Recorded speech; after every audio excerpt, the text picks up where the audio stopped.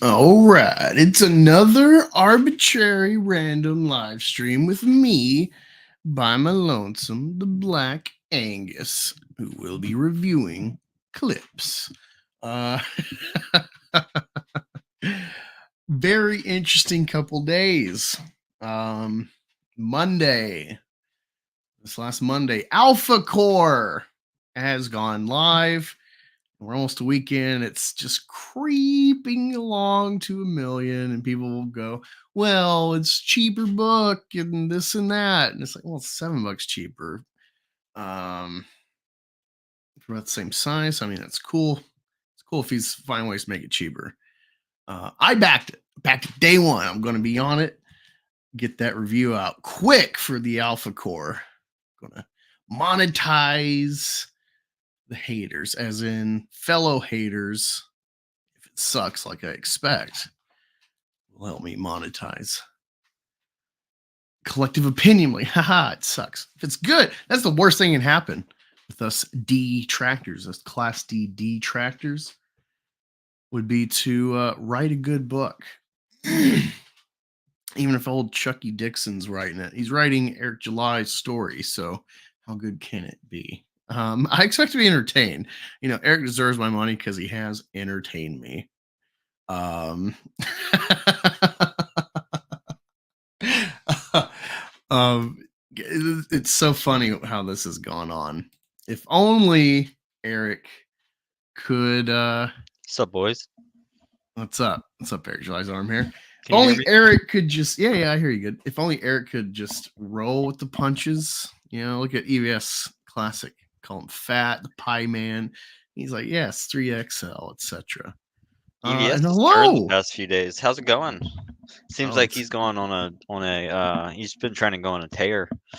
Yeah, we're gonna go into that shortly. Yes, cope and seethe. I am clearly I'm seething, seething so hard. Give me 1 second to grab my water. I'll be right back.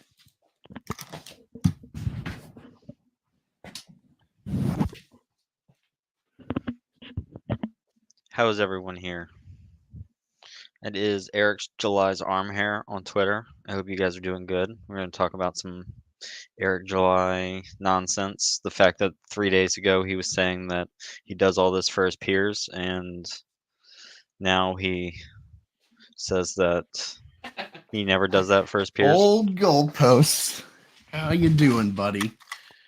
I love it. I love when they say cope and seethe. It's like Yeah, I know, I've right? never been happier with a comic fandom. Did you? I was talking about it a little bit. Did you see that thing he said the other day? He was like, "I never do this for my peer, or I do. I only do this for my peers." And then today he was like, "Why would anybody ever do this for their peers?" Did you see that? You know, if you got a link, send it to me. Austin, I'll pull that's it you up. too. He was um he was going off again because he's just butthurt about people not buying his comic book that he probably had to pay 30% royalties to. Well, it's funny. I haven't really seen any coverage of it, but I saw the Isom, the ministry, not the comic book, extended Yes. this stuff, which is weird. That's weird. You would think. Um, Oh no, I just I bet hear that me out. Hear me out. I think it's weird because like it seems they got a clear case. Now, if the judge says yay or nay, then maybe they can appeal and accelerate to the next level. Whatever. If they can't win, but it seems like they have a legitimate case to argue about their ownership of that name, making products with it. Um, so my thing is, it seems weird that they would not just be trying to steamroll this, given that Eric has seemingly refused communication properly for like pre-trial stuff, pre-court stuff. So you would think like, oh, well, it's just like bend him over in court. Well, they're giving him more time. I think it's because they see Alphacore coming out. It's like, well, we can get even more money that because and this is I an mean, extension from yeah. the Isom one. So this is related. Don't know if it would work that way, but that's only logic I see, not being a lawyer, of like, well, what would be the angle of you, the offensive, holding back, giving them more time? More time, the more evidence, the more, the more evidence of uh I hope Alphacore does reach 1 million. Just to round that number out and then have it stop there. You know what I mean? Uh, I don't know. It's interesting because I wonder if they are still arguing in good faith. Oh, Um, good faith. Interesting like choice of words. I wonder if they are still, yeah, well, like I wonder if they're still like, because they saw the reaction after they actually served the lawsuit, and it was horrible. I wonder if they're still like arguing and trying to like have a like I wonder if they're actually still negotiating is what I mean behind the scenes, because I mean that's what a church does. Like they turn the other cheek, you know what I mean? But I don't know. What do you think? No, I think the verbiage by Dr. Barron was very clearly like, we didn't want you to do this in the first place. And now our name is muddied by association with you. This is Yeah. a problem. So I don't think I mean, if negotiations are on the table still, it's going to be at an upcharge, I would say. That's how I see it. I'm just gonna pull you up real quick and probably tweet out the link and just find. Well, thank you. Um, yeah, totally fine if it makes $1 million. I mean, honestly, what I've said is, I hope Rippaverse just keeps making money. I hope it's huge. I hope it gets in the billions, but it's like still crap, and we can just laugh at it. And then Eric just invited us to just like fold from ego of like, well, people just keep buying it because everyone wants to get in on the joke. It's like Batwoman or any of these woke things. How much of like YouTube crapping on it with like Geeks and Gamers, Friday Night Tights, all this collective of like it's gonna be woke, and then how many of us watch it because we want to see how bad it is? Because before it'd be like, whatever, I'm not interested. Then it's like, oh, it's like really bad, and like, no way it could be this bad. So it piques my interest more, you know. Yeah, no, That's what I want with the Rippaverse. I want like the sky's the limit. Keep making stupid shit. more content that comes out of it, the better. No, I completely understand where you're coming from there, but I It's also fun. It's really fun, legitimately. And they I was say Rippaverse says Goalpost says cope and see. You're the one blocking the biggest possible revenue makers for you, and Vito and Dick, and I think there's a third person you block. Oh, Rippa's strongest hater. Why are you blocking them? Just you can feed each other with content. You Yeah, it's just all about the both ends of the content spectrum and online go, and making ha it ha ha, sticky. you're gay. No, you're gay. I mean, that's where Eric July kind of gets it because he'll still make a video when something happens to him. Like after the tombstone thing and like when the people came, he made a bunch of videos because he kind of understands, but like he doesn't really understand, you know what I mean? Yeah, no, beef back and forth works great for both of you. It's mutually He assured success. he doesn't understand though that the more you freak out and seethe about cope and like and hatred, the more it affects you. Like the more that the audience sees you as like the guy that's not winning. You know what I mean? Yeah, I don't think Goalpost understands. Like, I'm not like the other people. I'm like shrieking. He's gotten complacent, following like SJWs Yeah. who are He's worried just about laughing now. racism, etc. I'm the guy. I'm a conservative. I'm like, actually, yeah, I'm racist in my own ways, and I don't care. You're not going to bludgeon me with that. People are like, oh, they're calling Rippa, he's funding an anti Semite. And I'm like, that's more reason for me to back Alphacore. Go Joe Bennett. Yeah, I mean it's kind I of know funny. what Joe Bennett got canned for. He got canned for anti Semitism because Al Ewing's an SJW. Good writer. I think he's a good writer. I heard Immortal another Hulk, one of those guys awesome. was a Q guy, and I thought that was kind of interesting. Like I didn't know that was a Chuck thing that we. Dixon's a Q guy. He did a Is he QAnon really? book. Yeah.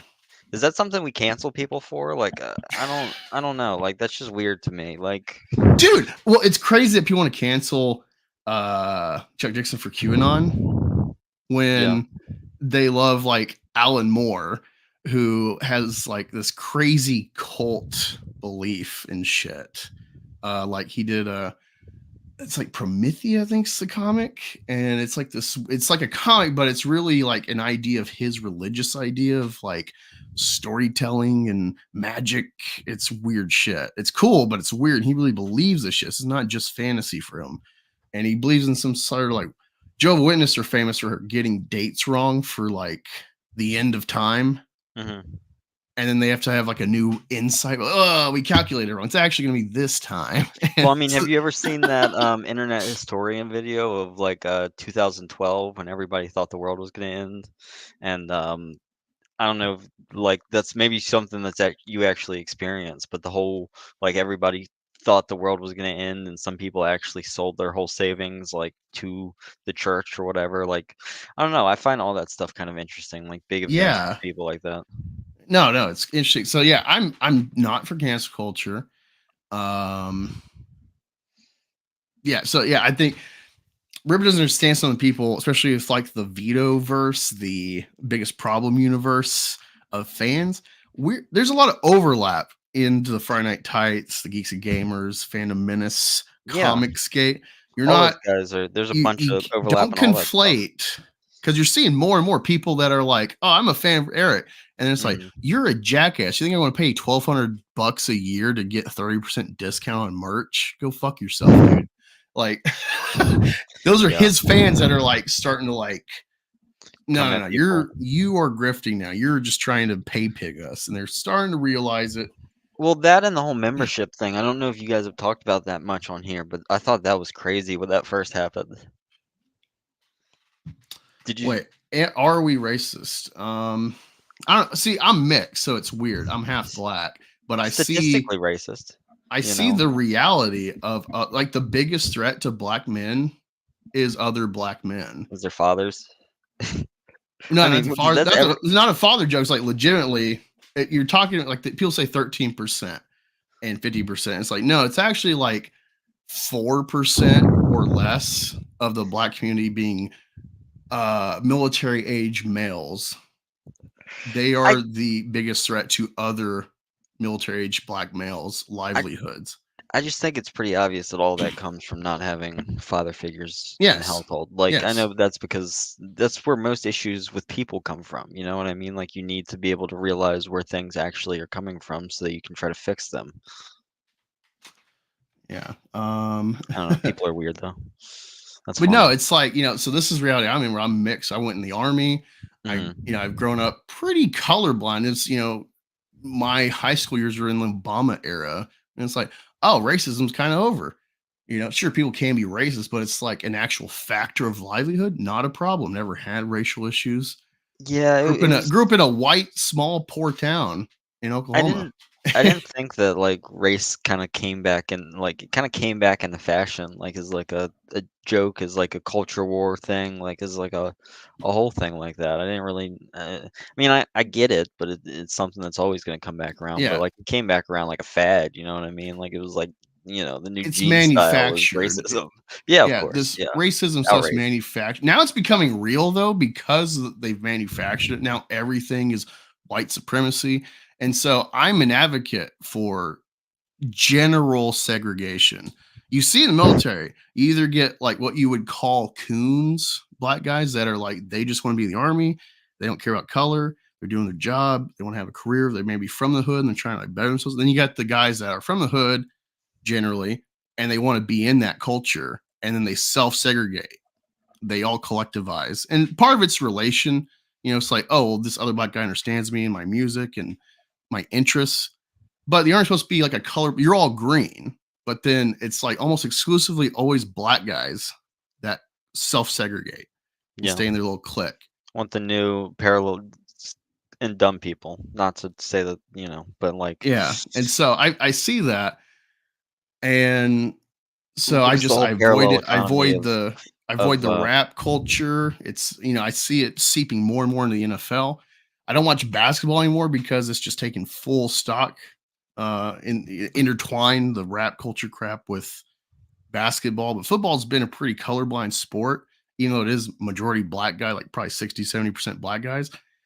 60-70% of America's white, paying billions to watch this game. There's no racism problem. The NFL was integrating before the other leagues were. So the fact they're doing this in racism crap and bending the knee to like CRT and the Black Anthem, all this crap. This is a colorblind sport. This is American sport.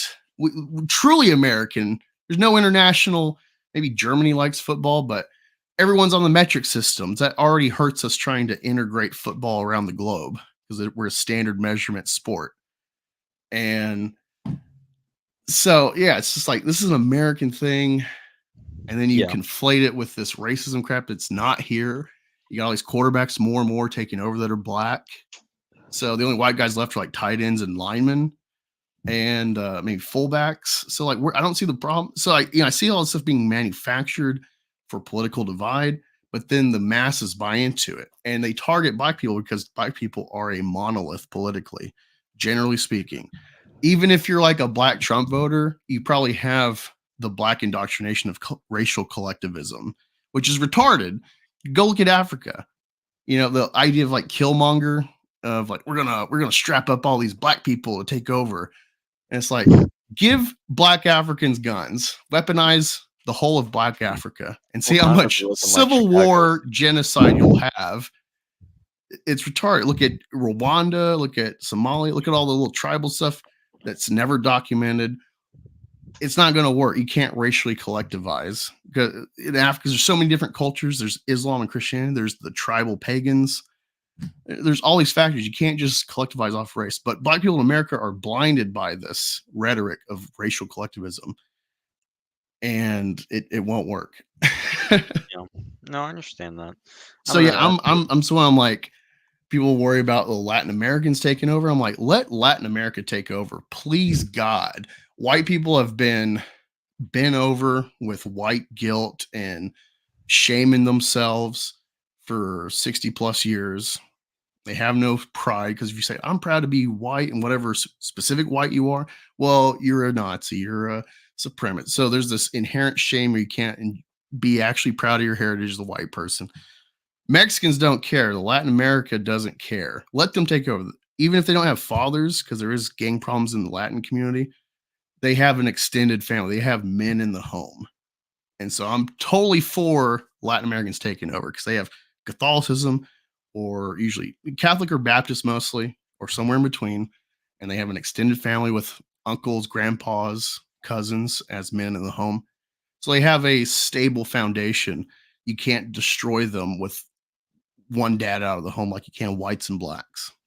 No, that makes sense. I think it's more of a different kind of raising at that level for sure. But it's different if your family brings you up and everybody's problems are everybody's. I think it's different if you come up with a single family monolithic structure, kind of like you're talking about with people, and they're raised kind of in groups.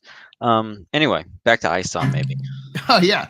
Let me check this chat really quick. You got some good back and forth between Dom and Rippaverse goalpost. So he says, seriously, you have a problem with the art and writing of Isom? You think your opinion is fact? It's subjective. You're biased. Well, dude, say that to Eric about all the stuff he comments on. He doesn't even indulge in. I read both books. I own both books. I didn't pay Eric for the books. I got them on eBay and I got them cheap. I think the fact that it starts with 2 weeks earlier is enough of an example of something that you don't know how to write. That gets me every time, but it's you don't start writing like that. And I mean, no, you can. I'll counter that. Captain America, First Avenger. 2 weeks earlier from where? Yeah, sure. But I'm giving Eric some benefit with this example, and that is Captain America is a great example. It starts before we meet Captain America. Maybe it's simultaneously, but you assume it's a little bit before Red Skull finding Tesseract in the Hidden Chapel thing, whatever. It's a preamble, it's a prologue, whatever you want to call it. But the problem with Isom 1 is you never get updated with, okay, now we're in the present. You need to establish what is the present first, and then say, okay, this is 2 weeks before, and then we're back to the present.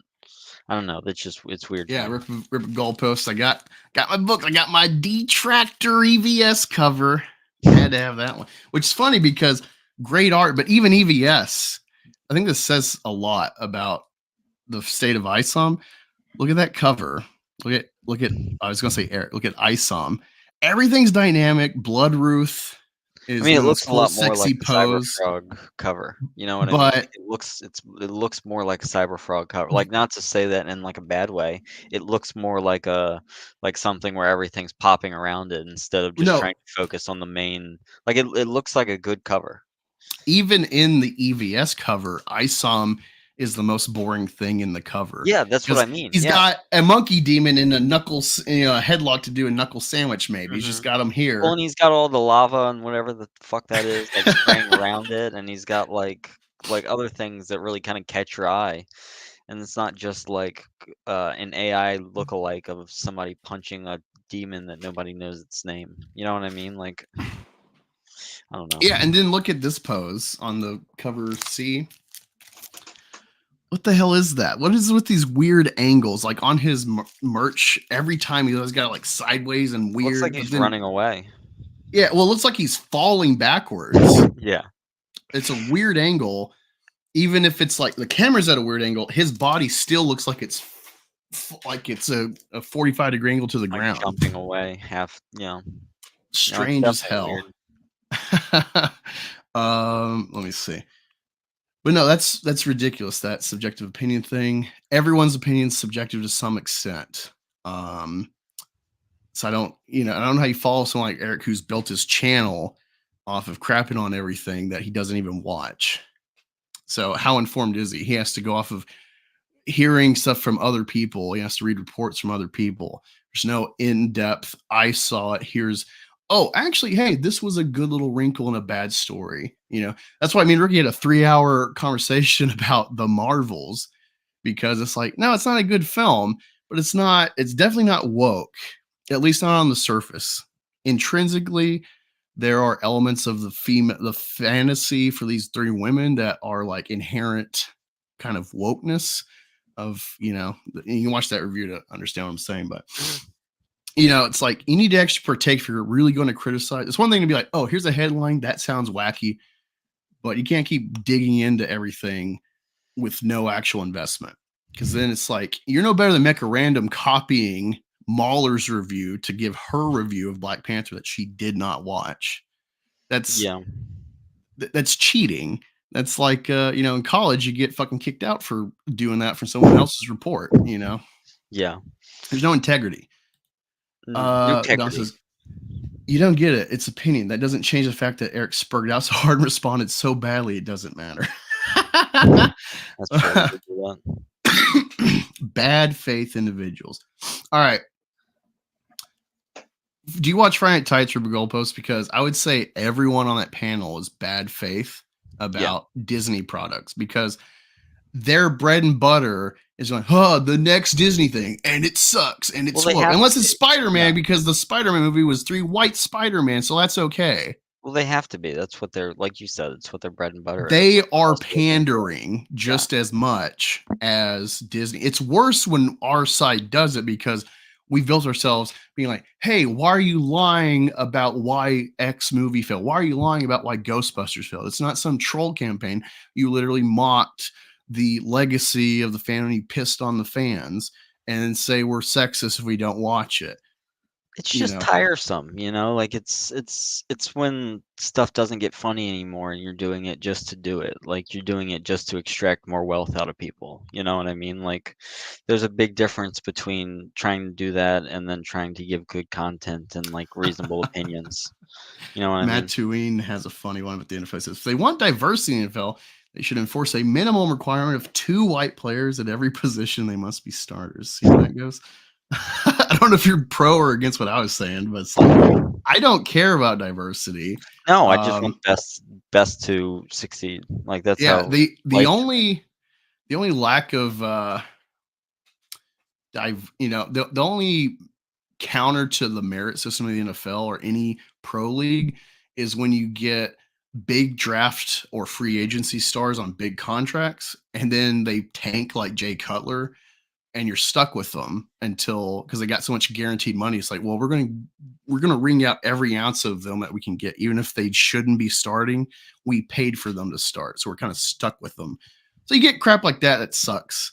That is a issue of the game. I think this whole gambling thing's a problem with the FanDuel stuff. But yeah, this whole Cope and C thing too. Like, dude, rip a goalpost. I am a Philly fan. Eagles. Don't care about the other sports. Philly Eagles. I'm, as much as I love this rowdy bunch of, the fandom, throw beer cans at the Vikings fans, all that. Like, I'm an actually very calm fan. Like, we lost Super Bowl. I was like, well, I just wish we would have lost fairly, Yeah. So just wish they didn't call that penalty to ruin the game, ruin the chance for us to lose straight. I think that's my favorite quarterbacks in history: Roger Staubach, Tony Romo. I'm an Eagles fan, but I see objectively they're goddamn amazing all-time quarterbacks. So I'm a pretty fair sport. And so with this Isom stuff, I was watching Nick and Vito a bit because of the Ricada thing, where it's like Vito was an asshole, even if it was like a misguided joke. The whole possible flagging crap with YouTube, that was a bad move. But then I saw the narrative, like, these guys are funny, especially like Vito's the liberal, Dick's the conservative, more or less. And Dick's always negging him. And then you and your bunch get so triggered about the George Floyd joke that someone made as fan art. Clearly, Vito is uncomfortable as fuck, but he also sees the humor of it. But then you're like, this is who they are. You sound like an SJW. Yeah. You sound like the same SJW's trying to cry about Joe Bennett with his arguably Jewish propaganda piece he did for Bolsonaro. That's funny. No, I don't. Jokes are funny. You know what I mean? It's what Dick and Vito say. Like, you gotta do something that people are going to enjoy a little bit, and if they're not enjoying it, then why are you doing it? And you got to push the envelope. Comedy is pushing the envelope, and so if you're not doing that, bad faith criticism is not valuable. You want to do great criticism, literature does. See, now you can't pick and choose. Oh, well, that was good, and you can see honestly in Dick's review, he was laughing at Vito. Like, I have watched almost every episode going backwards and forward. And it's funny seeing that era where Vito has a hard on for Eric, and Dick's like, "What's your deal with this dude?" Yeah, like, why are you making a comic book? This guy? Yeah, like.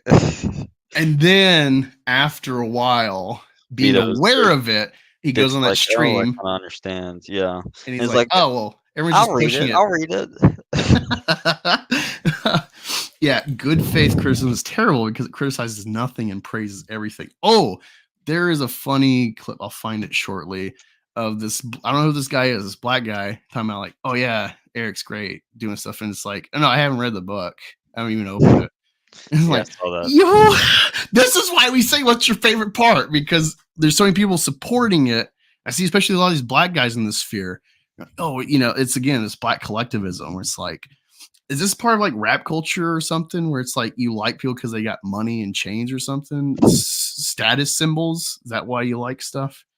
Because that's like the gayest feminine shit ever. Which that's another thing in the black community I notice is I never understood like, oh, the shoes, the J's or whatever. And then I got this thing about like owning a like.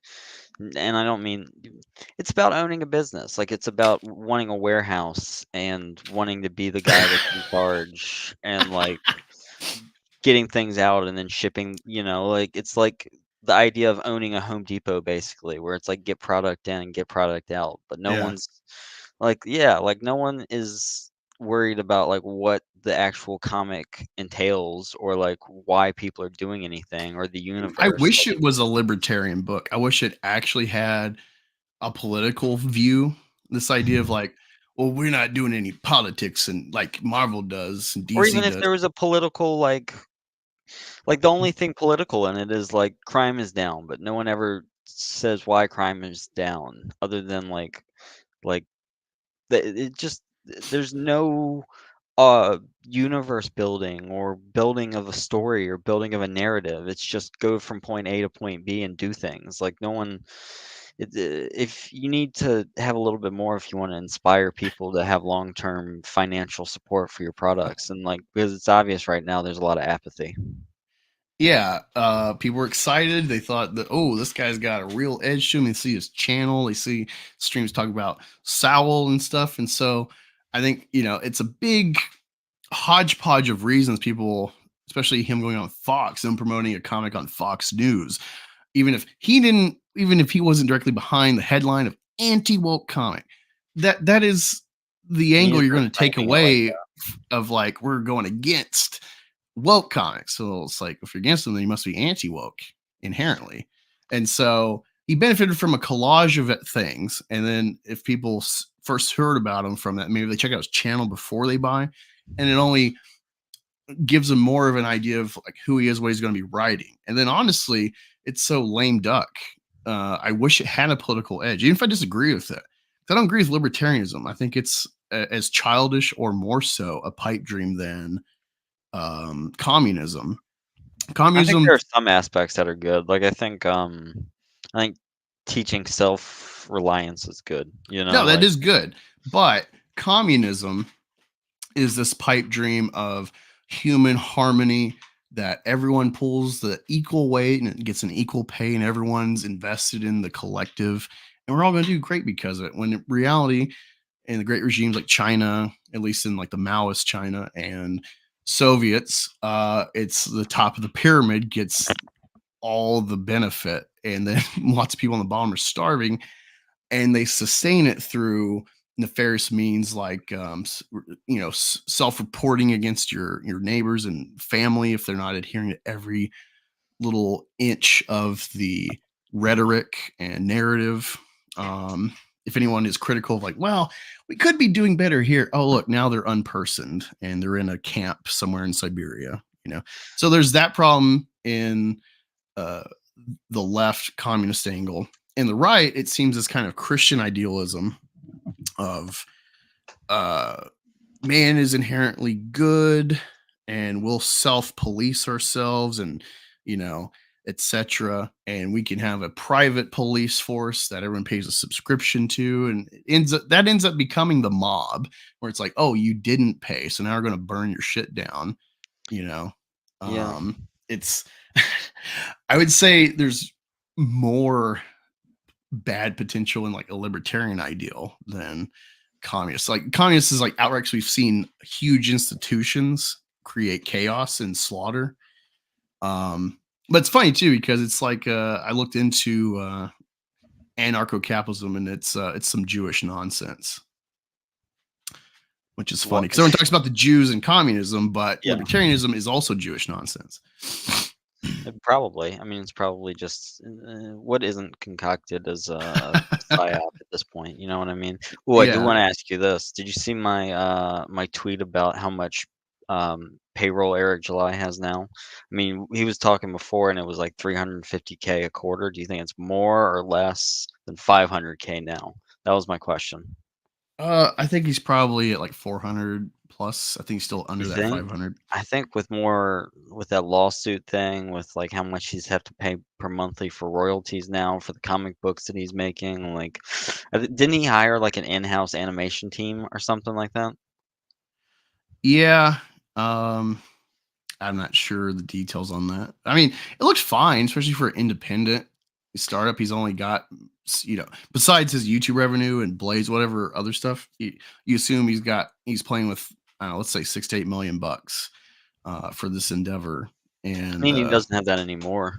sure, but like it's a investment from that capital plus his revenue from YouTube and the Blaze, and I don't know how That's much true. money his band's made, but That's true. No, you are right. There is possibility that he is getting funding from other places. investors as well. That's Yeah. another thing we're not And he has a thinking lot about. of people with money around him who could give him things when if he needed them. You know what I mean? There are a lot like Nerdrotic and all these people have money and could have a financial interest that no one knows about or thinks about or cares about. Then any one of them could sponsor one of the books and then like just get some of the profits from it. That's a very easy thing. It could become like a, a sponsored deal somehow. You know what I mean? Yeah. Like there's we all know about like marketing in weird ways and things like that. Like all these people want to be a part of the parallel economy. I know that somebody told me that the what was it? That the other people that are getting sued, I saw that too. The other people that are getting sued with Rippa are just people that are what's it called? Like placeholder accounts, placeholders for people who might also own the company.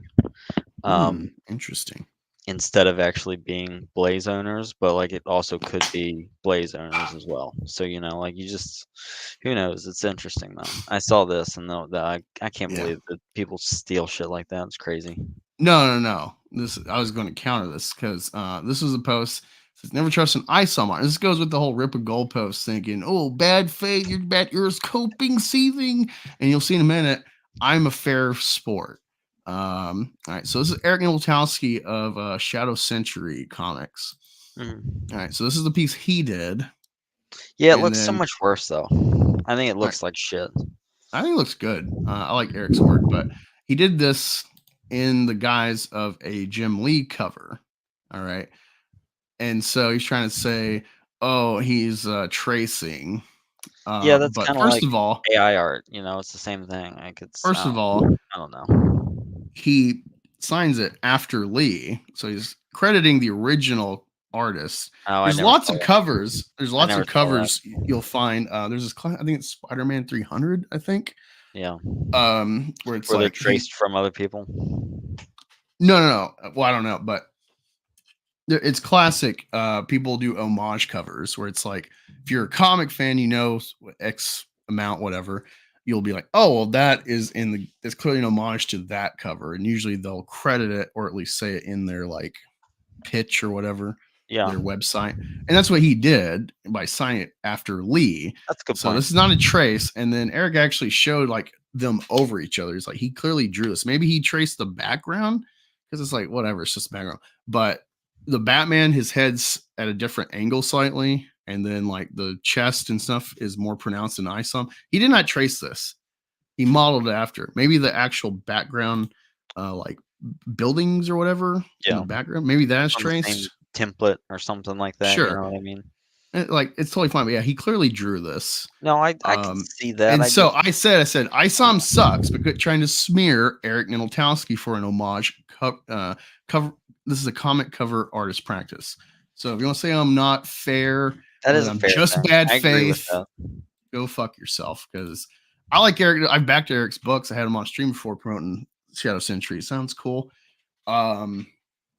Yeah, so it's like I'm not gonna stand by baseless smearing of ISOM related people or fans, but I will laugh at them when they have bad retarded takes and don't Yeah, read the book. It's like I feel like I'm an atheist, so I deal with this in Christian talk where it's like, oh, what's the proof of evolution? It's God created everything. I'm like, well, like here's this extensive 10-year study about the relationship between human lice to chimp and gorilla lice because they're two different species, respectively.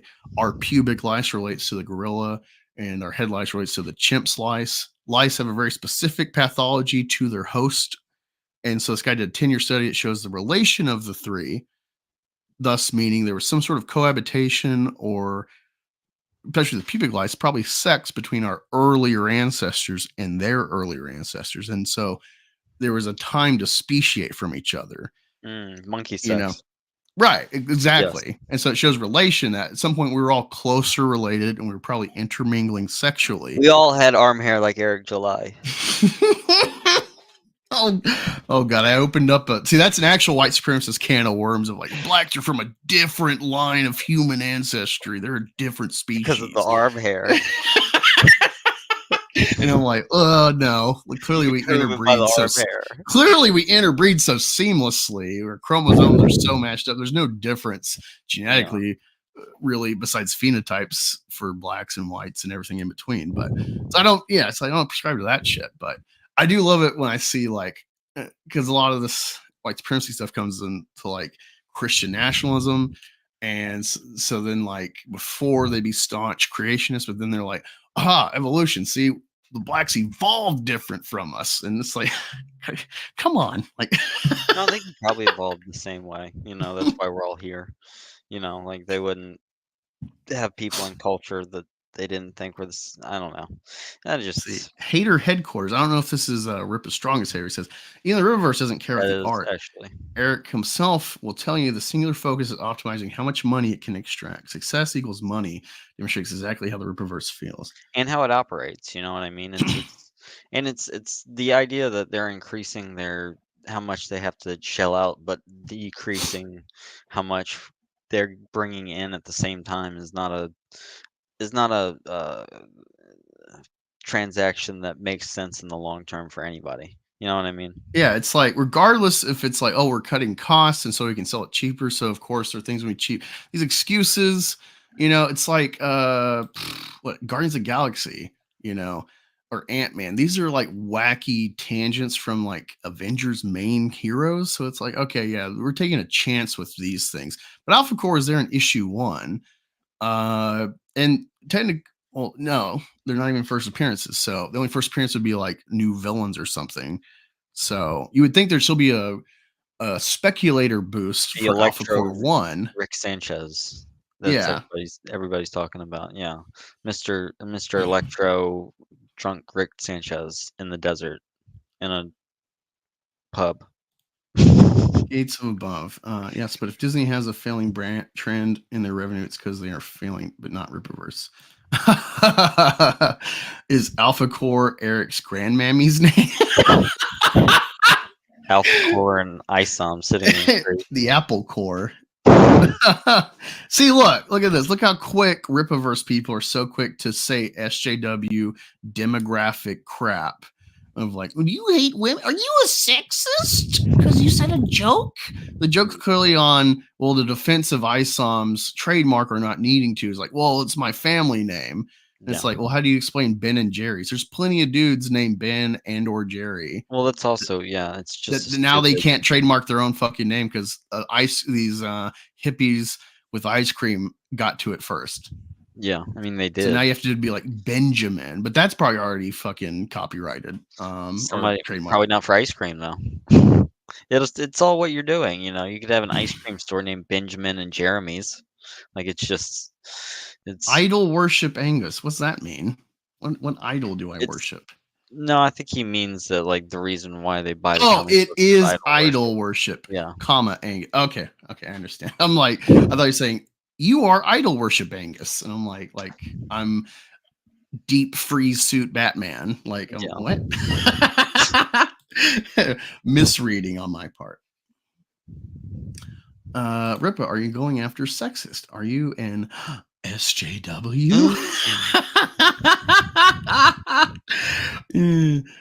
Tony says this situation has taught me that we need to segregate the internet. I'd be for that. I'm cool with that. Stoney is funny as hell. And yeah, it's funny. It's funny. The same people will watch Nerdrotic and Hill ass face where it's like nega bands, where he's trying to like dance around like nittas with attitude, Get it? I'm a white guy and I'm dancing around saying nigger, That's what he's doing. And it's like, y'all are all fine and cutesy. Eric's on stream with them. These are locking arm buddies. But then as soon as a hater says a joke or makes a George Floyd joke on behalf of Vito, oh, this is they're Democrat. They're the real racists. Yeah, I think I enjoy some parts of Black people internet. Like I like Black people Twitter. I like fight porn. You know what I mean?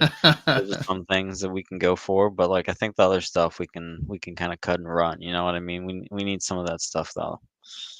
That's personal opinion though. He says, Jesus, Galbos, you're consuming more detractor content than Rippa and his friends. Vito is a sick F. I don't know. I love Vito. He's funny as fuck. And people think, oh, you're just blind support. No, there's been plenty of times I'm like, are you fucking kidding, Vito? Like he shared something, and I'm like, he used to annoy me. He shared the Palestine thing because he said on himself he's Team Jew blindly. in this Yeah. Israeli thing, and I'm clearly free Palestine. So I have my own bias, but he shared a thing where it's like the Israelis murdered a child for throwing a rock. It turns out the child was like autistic or retarded or something.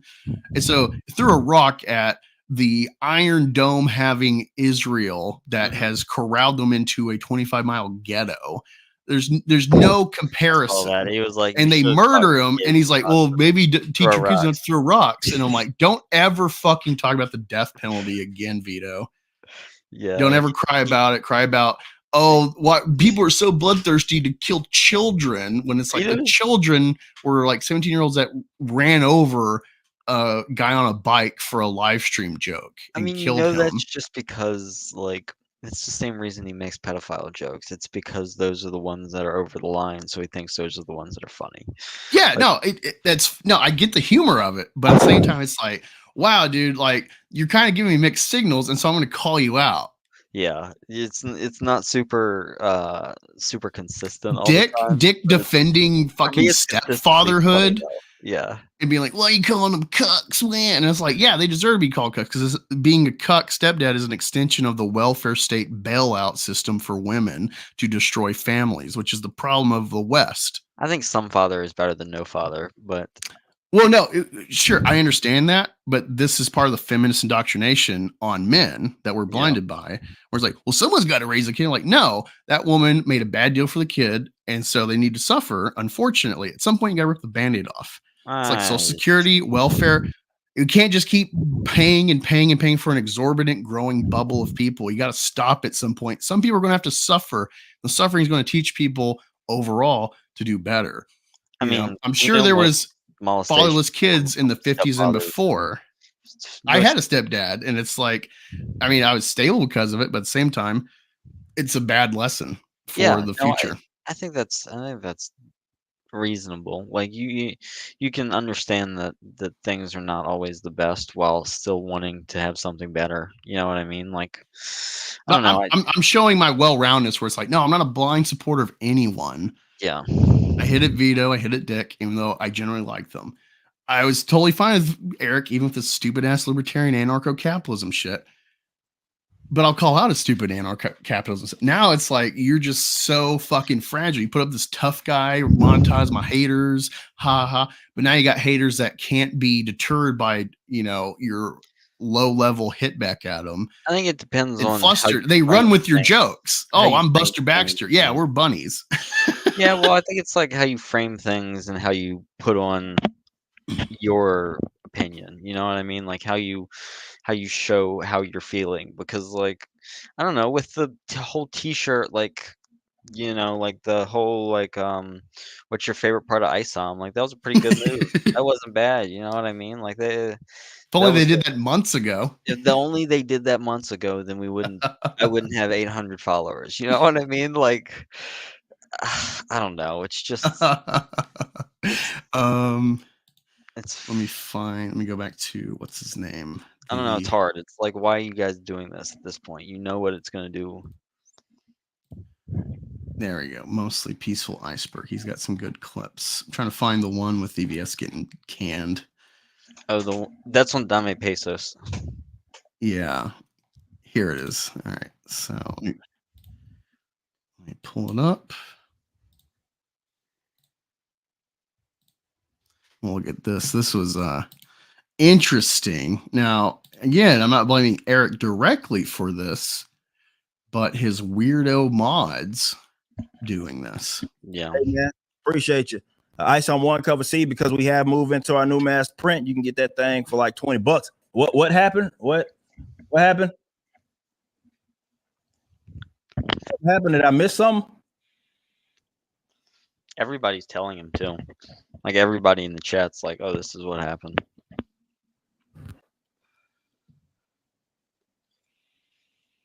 What did something happen? EVS is calling you a liar. Oh, okay. I don't see that. Yeah, because they blocked him. They banned him. Rain on your mods. What was he? Yeah, I'm not seeing. I'm scrolling up. I don't see that. Even if he did, whatever. It is what it is. Hey man. It's hilarious. Do you know Everyone's what he gonna was check it. talking about at all? I'm Like sure what I he can was find lying it. about? No, not exactly. What was it? No, I don't know exactly. I want to say I saw EVS talking about really good at rambling incoherent. Well, thank you. Appreciate it. I'm just curious, like, what made EVS so mad that he wanted to go in? Like, was Eric talking about like why all the people bitch about his stuff? Like, because I know a few days ago or today he said something about EVS about how the comic book kind of came through for the first one and he got to be part of the cover, but like EVS was super jealous because of like how the Rippaverse came through and like is continuing to go through, and like that's the reason why all this stuff is happening with EVS now. That's what he said today, apparently. Huh. Let's look into that. Let me see. Give her that comment. Let me dig into this really quick. No, you're good. I think that was on Peaceful Iceberg's channel, possibly. There's just so much to cover. Yeah, so much to dig get into. through. Yeah. Well, it's funny too because Or maybe I that saw was him on share this. I showed him share this old clip of EVS talking about your boy Zach and about the Friday Night Tights and their severance. I saw something Jeremy. I guess maybe Jeremy's getting iced out of Friday Night Tights. Oh, really? It's interesting stuff. If so, You see, AZ was on Drinkers Chase open bar or whatever show, like a week and a half ago. nah. See, because I've been in these ranks since like 2018, watching stuff, and then at some point I started realizing, like, oh man, I think it's because of the quartering. I think his influence really seeped in of like, hey, you can get up to like 3 or 4 notifications a day doing videos. And they started just hammering videos all the time, incessantly. Yeah. And on one hand, I give him credit because it's like it's incessant, but it's a good long range catalog to understand all these What's infractions in actually Hollywood and entertainment of like, oh, here's this, here's that, they've cataloged it. So on one hand, it's good, but then it's so incessant and they get so triggered about the most minor details. Same with Bounty Comics, where it's like they're crying wolf at the same level for actually different level things. And so it conflates everything as on the same level. Yeah. And so then it just makes you like, I don't even care anymore. Like, No, I feel that. and so you start seeing the grift. Yeah, I think it's a grift both ways. I think it's just who you care about and who's funny. Yeah. When I say grift, Oh, I here it mean is. like it's disingenuous. Yeah. No, I think that's a good point. Because like some of the What's up, stuff, Minded? Who would I have on? Dominic. I just sent it to you on Twitter, by the way, that clip I was talking about. As loves that BBC. As was on I don't know. They are really slow. It's Here, let me check out what you sent me.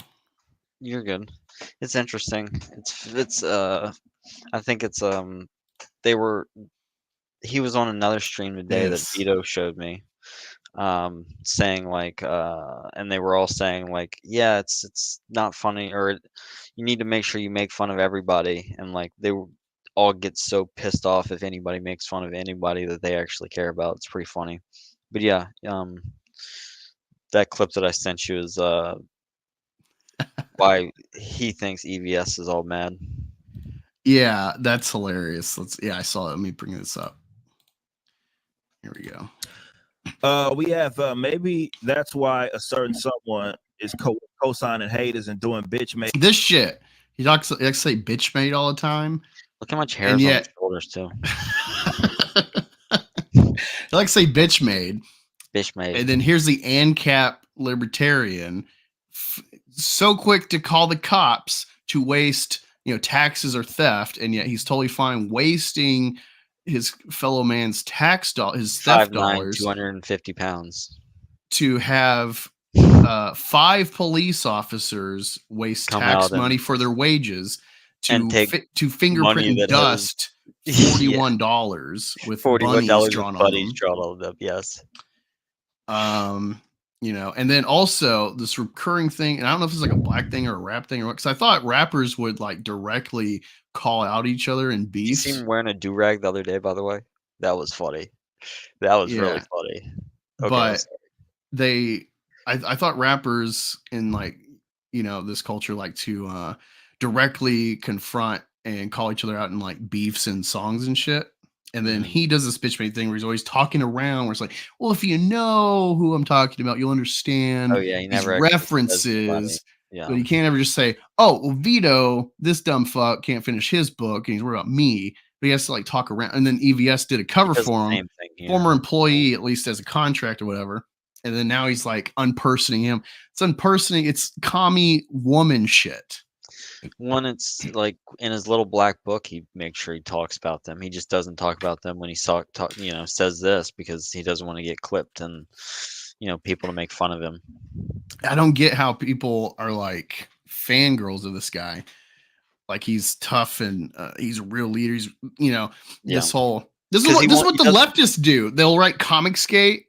They'll call it comic skate Nazis, but they'll like bleep out certain letters so it won't show up in the algorithm when you look up comic skate. So they're hiding from comic. And then anyone that shares like the Tim Sheridan thing where he's calling out comic skate to market his gay Green Lantern, he doesn't say EVS here the whole time, I'm pretty sure. Yeah. Hey, shit, because they felt you weren't putting them on enough. Mark said, well, I'm going to tell you what happened. And I know exactly who you're referring to. It was a window of opportunity because, and I don't think this was at no fault of the customers. What happened is that Rippaverse came through, and I think and I can see where that can be annoying, but Rippaverse came through, and there's a guy who was doing his thing, and because people kept, definitely with the success of the first campaign, they kept in the delivery of it, they kept comparing. And what happened is that person took that person a lead. And so with the recent the way he stresses shit, I didn't even notice it in the Alphacore. He probably told the guy how to say it. Affluency instead of affluency. Affluency. It's like affluency sounds like a disease. Affluency. The polymath. The polymath. Polymath. Jesus Christ. That's funny. I put a post out. I'm surprised no one saw it, but I said more or less, I really think the success of Eric, it's a lot of things. It's, being a pet project on the Blaze, way more blue collar and street level commentary versus it's like regular media versus fucking like Roger Ebert, they might say the same things or the same window, but it's the what he says cadence. What he says here is hilarious too. He's like, all of this is to knock me down a peg. It was coordinated to knock me down a peg. That's what it was. And they did it. Yeah. It's crazy what he thinks. Like it's literally like that clip of Charlie looking at the board with all the tacks drawn up and stuff. Like, look at what they did to me. Look at what they did to me. That's fun. That's a good comparison. They love they love talking about victimhood, rightfully so in our culture, but then they're the first to grasp to it, and I really think there's a bigotry of low expectations. The right's so happy to have like Candace Owens. She doesn't really say the smartest shit, even if she's like in the range of the same political commentary. Yeah, it's so retarded how she delivers it. Yeah, and hops on board. But she's black and she's a woman, so this is put her on a pedestal because we're not racist, we're not sexist, even though it's like just accept like by the standards you are sexist. You want women to be subservient and in the home and Christian ideal. Accept it. Quit trying to dance around it. This idea of like we're on the right, and it's like, well, no, the right is really within the spectrum of the left. Everyone's on the left. Yeah. real right is what the quote unquote extremists are, but everyone's afraid to actually be identified like that because they don't want to be unperson like Nick Fuentes. Nick Fuentes is probably the only guy really says anything that's actually right leaning, I like Kanye. legitimately. Kanye's good. But yeah, they love the victimhood because this is the currency, and so it's when can we get it? So it's like people. Well, attention is power now. You know, that's what. Yeah, well, like attention is currency. You're 100% right about but then that. they eat themselves because then they're like going after. Some of them will go after like Blair White or Dave Rubin because they're gay or she's trans.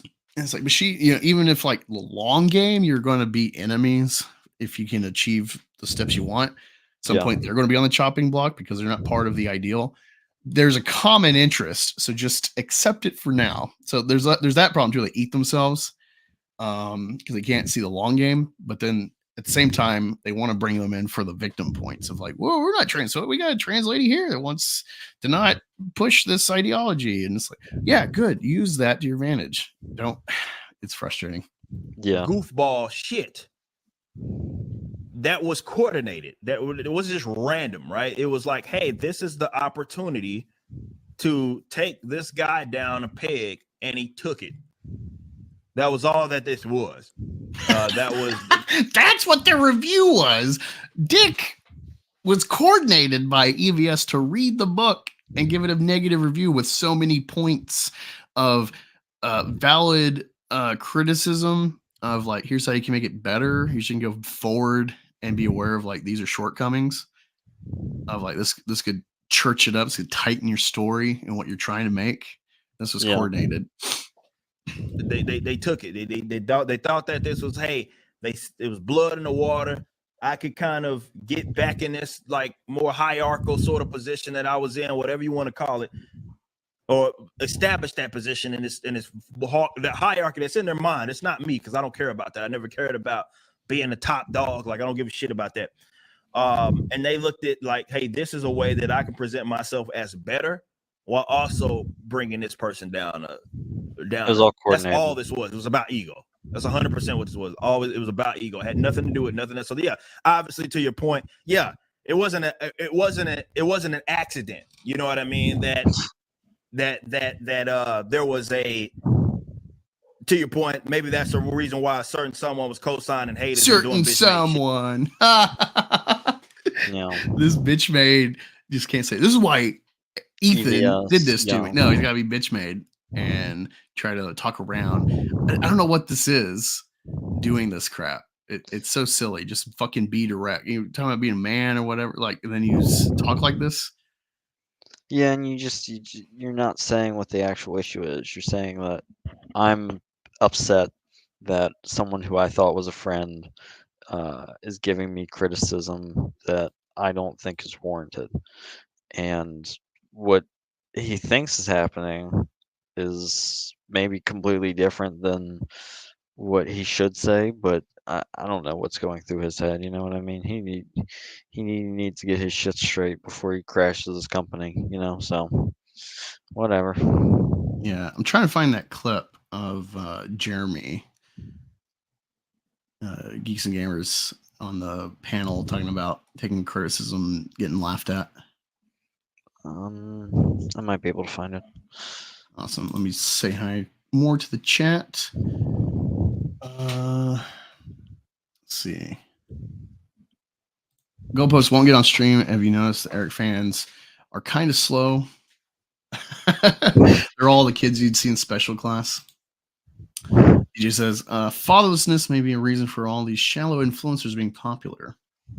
I don't know. I could never relate to that. It's like when I started getting into like a high council and finding those other channels, it was like I was just excited, like, wow, people are they're saying what I've been thinking, or even going beyond what I thought and opening my eyes to other things. I used to be a big bullshitters fan, and then the whole high council falling apart, and then the Jesse Milestone invasion with him, it just like seemed pretty beta to me. I had to dip out. I appreciate what really all of this is really Jeff Hicks, to his credit, starting this whole sphere of influence in YouTube. all goes back to him coordinating with EVS and your boy Zach and so on. I shot Intermingling you really quick, Comicscape, by the way. Comicscape with Phantom Menace. That's how I got in Comicscape, was because of Jeff Hicks, but just how he dealt with that and the mech random shit. I remember sitting there like, hey man, that's I think that's a real bad move bringing that bitch on. And then we saw eventually it was. Yeah, it's like bringing It- Melanie Mac on your stream. It's trouble waiting to happen. Yeah, but yeah, it's just weird because it's like my endeavor is like integrity to the art of entertainment. Yeah, And keeping that content going. So it's just a window of thought I could never relate to. Of like, this is my daddy. He's gonna like. Well, okay, maybe if there's like this guy that I guess he didn't have a father, and so he made a channel that I don't know if he's still going up, but he made a channel to like teach boys Is that different Hammerhand? households. Is that old fuck Hammerhand? No, I'm just kidding. That there's one guy that pretends to be like everybody's dad. Oh, the grandpa Santa The grandpa guy. guy. Yeah, the Yeah. grandpa Santa guy. No, there's I a always guy that thought he was legitimately funny. made a channel like, here's how to tie your tie, here's how to change your oil. Yeah. Like just classic stuff. dad son things that Yeah. dad teaches you. And so it's like that. Okay, I can see you like That's falling positive. into a cult fandom of something like that, and that's like Yeah, a surrogate not father. knowing how like. Well, I mean, I think like people know how to do that other stuff though. They need to get their satisfaction from something else, like buying something that somebody who agrees with you made. Like spending $300 on comic books you don't need. Stoney says, but you see, Angus, actual rappers will shoot each other. To his credit, Rippa won't. He'll just call the cops. So long, gay boys. Thank you, Mr. Chow. Meanwhile, Millie Mac hanging out with sex workers while pretending to be Christian. Wait, who's the sex worker? Are you talking about? Was she on a stream with? Shoot, no. I think Melanie Mac was talking about what's her name? Mint Salad? Nina. No, there's this Nina girl who is like a interviewer for all the UFC people, and she was saying how like she's some kind of sex worker or something like that. It's like a niche MMA thing that I was hearing about, but yeah, that's another thing I don't get is there's this kind of seeping in of libertarian ideology into conservatism of like just let people do what they want and blah blah blah. But then when sex work comes up, well, no, we got to stop that, and they get real Christian all of a sudden. And it's like, but if you're for a free market, let people do what they want. It'll balance. Well, it's like out. There's a bishop I haven't watched in a long time, and there's this bishop I respect. Not Catholic anymore. He has a movie review channel, and I watched a lot of his reviews. Like he did Shape of Water, which is a very sexual film. Not lots of sex, true sex, but it is a sexual film. It's about this budding relationship between a creature from the Black Lagoon creature and this woman who's deaf, and she relates to this thing, so she falls in love. It's a nice little love story, Beauty and the Beast inverted. But it does it has copulation, tastefully done, but still. And I've never seen that before. He talks about how Guillermo del Toro is a very anti-Catholic guy, and so there's this kind of intrinsic, you can say, wokeness, sexual liberation. Sex is like water; it's free flowing. It takes shape in various ways. So this is the idea that he is deciphering in the name and in what is delivered in the movie. Then he did stuff like Religulous and critiquing Bill Maher's take on it, and I appreciate that because he's a bishop, and so he's a theologian. And he's like, well, his arguments don't understand that the Bible is a library of different types of books. It's not one straight book. It's a library. You understand the form you're reading. That's the Catholic argument. And I appreciate that. But he talks about how, like, one of his streams or videos, he was talking about, like, I think something about gay marriage or sex, whatever. And he's like, yeah, like, you can't really legislate vice, And I think maybe referencing like the church learned, because like the church, even though it's like don't be a fornicator, there was brothels in the Middle Ages when the Catholic Church was in control of West Europe and the Eastern Orthodox was in control of the East. Sex is the oldest profession, sex work. Yeah, and so it's just really weird when you get like these probably Protestant Christians that get so hard bent on like vice legislation, and it's like you can't not understanding how the you can legislate like people have done PDF files, because that's like what do you call it? Yeah. It's crossing like a consent line, but otherwise, like you shouldn't really regulate sex. Yeah, just like I said, I think it's not knowing how the world works. Like people aren't doing these things because they need, they want to Haha. most of the time. They're doing it because they feel like they need to, and there's something that's pushing them. You just gotta kind of gotta figure that out. But I don't know. It can be hard. Yeah, watch this. This is pretty funny. This is funny. So wait, Vito says critical system error self-awareness levels at 0. Okay, but I guess people are perceiving this that Jeremy's going to get axed for a while or something. I don't know what brought this about in the stream, but everybody should be getting made fun of. Yeah. That's how the fucking world should operate. Everybody should get Especially roasted, Jeremy. especially me. But I mean, look at like how much shit we talk to each other here. Like that. When you start creating protective classes that can't get made fun of, do you know what happens? They get made fun of even more. Yep. That's essentially what happens. It's just how it works. That's how it all operates. Learn the internet. That's how it goes. let's see what some of the comments say. Nothing good. I just want to get more insight about this. I don't think they were really talking about anybody, but they don't understand that maybe Jeremy or AZ is really kind of taking it on the chin lately, and so is well, in the whole idea that AZ stood up for Isom, but like being critical of something is the whole idea and the whole reason it actually gets better. You know what I mean? Yeah. It's kind of like What I gotta ask you, I don't know if I've seen you say it. What is your favorite part of Isom? 1 and 2 or both? the ends. I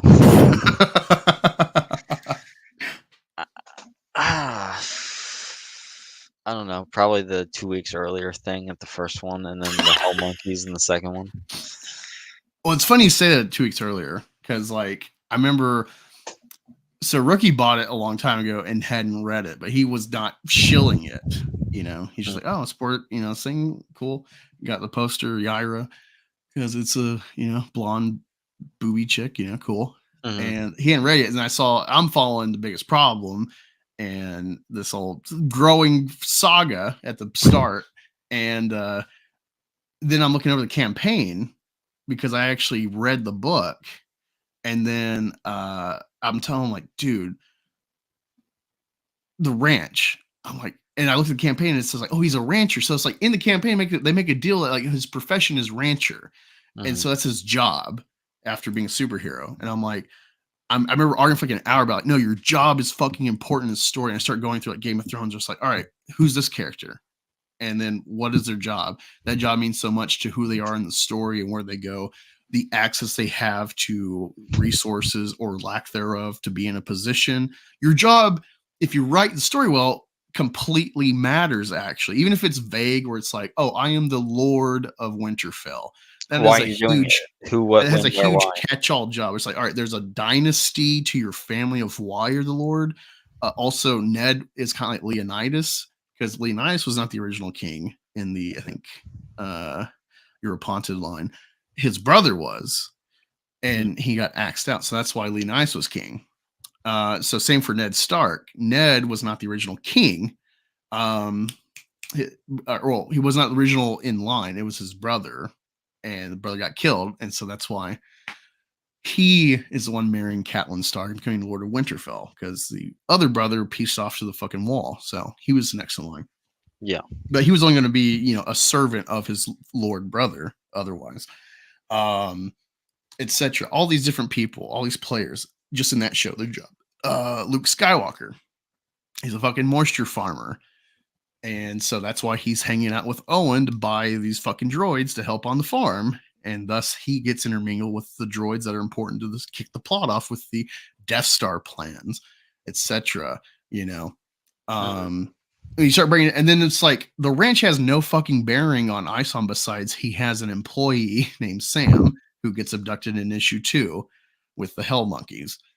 And it's fun because they start with the ranch and he's got his outdoor thing, and I start breaking down like, dude, if I am a black creator and I'm making a black character, Maybe don't put him on a ranch. no, that's fine. Actually, that's empowering. given the history of blacks and ranches in America. Also, there's a lot of black cowboys. People don't know this because they think of like Yeehaw, Old brothers. West racists and whatnot. But no, the Old West was about the most egalitarian you're going to have for being a black guy in America in the 1800s. The Hell Monkeys are pretty funny though. Let's be honest. The Hell Monkeys are a top tier. They're so inconsistent art wise in the book too. I mean, they look, especially in the comic, not the comic, the little animation that they did. Like, they look like, I don't know, like they look weird. Dude, that's the other thing with extending this court case with Isom, with the Alphacore being out, because he did this studio thing. And so they already said like, oh, there's potential, we know you're in talks to make movies or whatever. Yeah. And so they're looking at like, oh, we can make Marvel money off this shit, even if it's like Daily Wire Marvel money, like in a niche. 5% of something is only leaving 95% of what you had before. You know. Well, what I mean? the fact that he used Isom 2 in part of the trailer to market Alphacore. Yeah. That I'm is a back saying, window, arguably, to be like, well, we're entitled to Alphacore revenue as well. I'm just saying, like, if they, at this point, whatever percentage they're looking for is gonna be impactful to what Eric is doing. You know what I mean? Like, yes, that's what I'm getting at. Hey, what's up, Death Wish? How you doing? I need to link you to that file. DM me your email again. And I got Mr. John Fooey, curious. And Sony says the Hell Monkeys, fucking. Yeah. Let me see. Matt Jarbo had an interesting post. I'm gonna share it.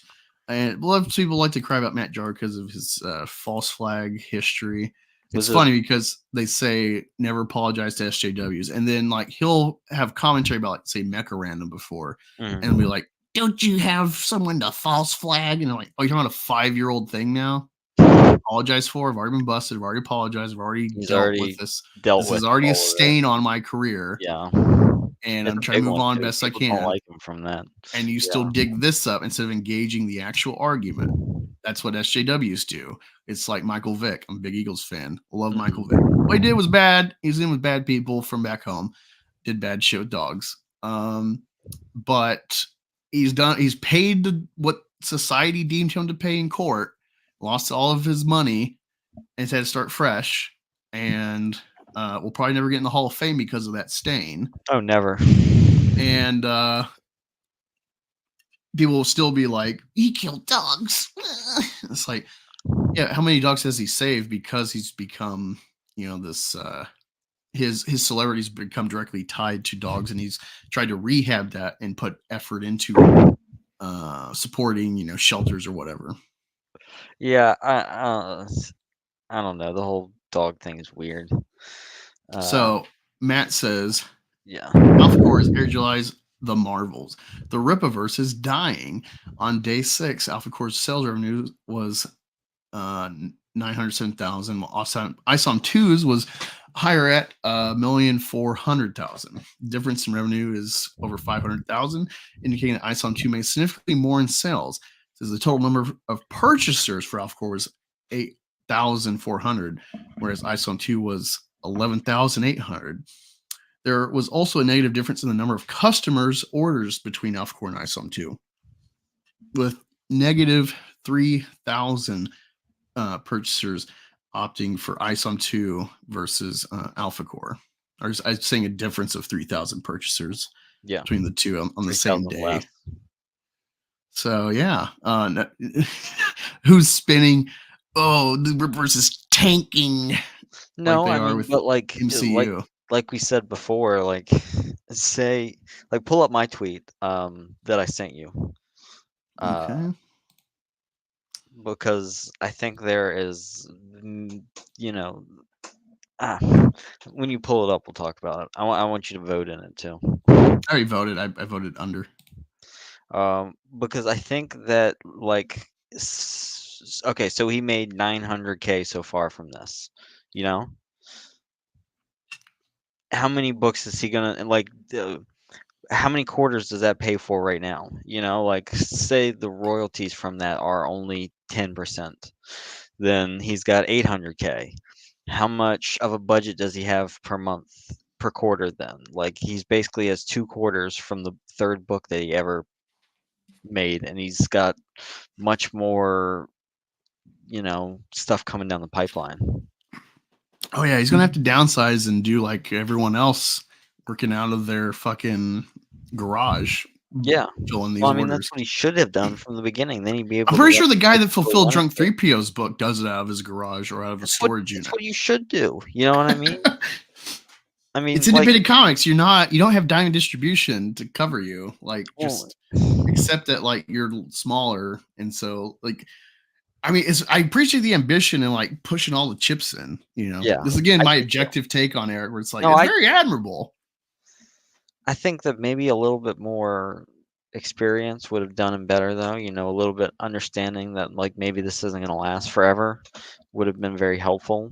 I don't know. It's hard to see that like there's obvious that it's going up over 500, say, and like he only made at most 800K from this book. Like, you know what I mean?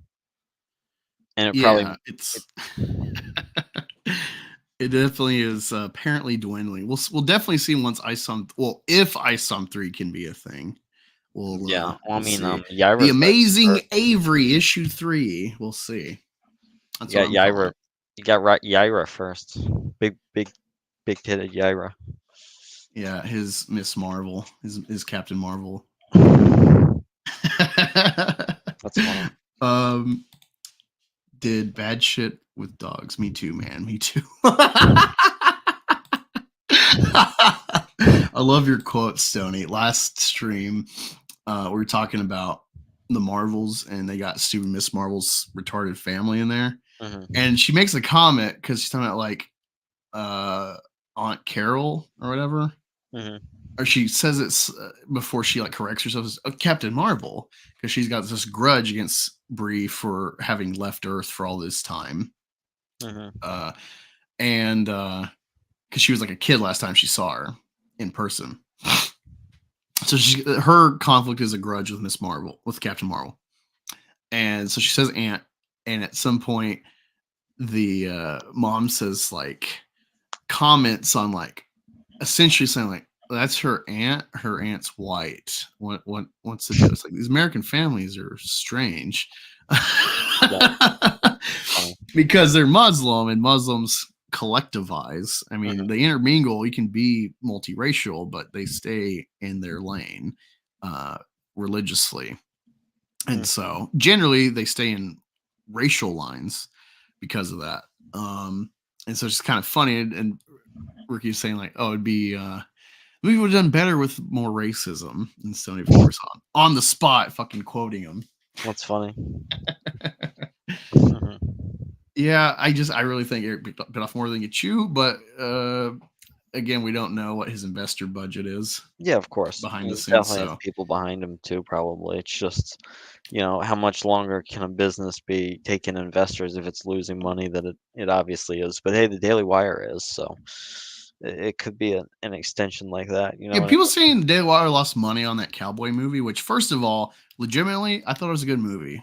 I gave it like a 7 out of 10. It was fine. I think Gina was. Well, I love cowboy movies. I love a good cowboy movie. They did fine. It's more or less simple morality, which you can do in cowboy movies, but it is legitimately the takeaway actor should be Nick Searcy. He plays the villain.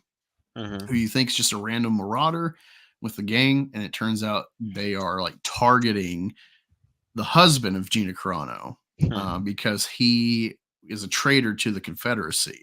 Wow. He betrayed them, and then I think something he did helped get the villain's daughter killed in like a raid or something. And so he's been hunting this guy, and so he finally finds him, and so that's why there's a shootout. The guy is out in town trying to like hawk his jewelry or whatever to get some money to keep their homestead going because they're way over budget on credit for amenities or whatever, food and things. And they got kids, so and Gina, I think a big problem for her, aside from just lack of acting skills, she did fine in the movie for her role, but she's too fucking big. You can't just cast her in any role. Yeah, Yeah. because you have to like. She She's looks a like a big muscle lady. mommy. Yeah, so you have to like write that into her character. So it makes sense of like, all right, you're a homesteader, so you have to pull your own weight on the farm. So it's not crazy that this lady could get big from fucking plowing with horses and hoeing the ground and stuff. But I think that's another just like her past as an MMA person brings baggage for her body type casting for plots. So Yeah. I don't Well, see that her makes having a great future. I really think she made a real fucking misstep with the whole Disney thing. Not that I don't support her in her rhetoric about monetarily wise though, but yeah, for sure. no, not even monetary, but like the COVID stuff in her commentary and the election stuff and the Nazi post about like Yeah, that was the main thing. It was the Nazi post. that's what got her shit canned ultimately. But like what she went through with like a re-education camp Zoom call with fucking trannies re-educating her, like that's just crazy. Totally support her against all that, but she should have just bared and grin it because she's not Pedro Pascal. She's not the face of the franchise. She's not even an important actor. Like none of them really are important. Like Carl Weathers, like the only one's important is fucking Pedro Pascal when they take his helmet off. Everyone can be recast or just cut out of the story and plug new people in. But if she secured her Rangers of the New Republic, did a season, even if she still gets shit canned for stuff like she did, she would have way more influence to red pill people to fight against Disney by being entrenched and on contract, having a, you assume, successful show that matters for the Mandoverse they're building. It was really dumb for her to like cut her knees out from under herself so soon. And now she's relegated to being anything she puts out can be controlled by the media. Yeah. Of like, you're just a disgruntled, fired Disney employee. Seems like it, yeah. Versus, I mean, like, oh, she was really in. She was like someone who was like leading movies and like TV shows and things like that. Yeah. Exactly. But yeah, no, I see you got to go. That's I appreciate it. I just didn't want to dip out like last time. So thanks for No, having you're fine. me on. Ricky's gonna be off work soon. We're watching Attack on Titan, and I'm watching Dragon Ball with him. I've never watched Dragon Ball. Nice.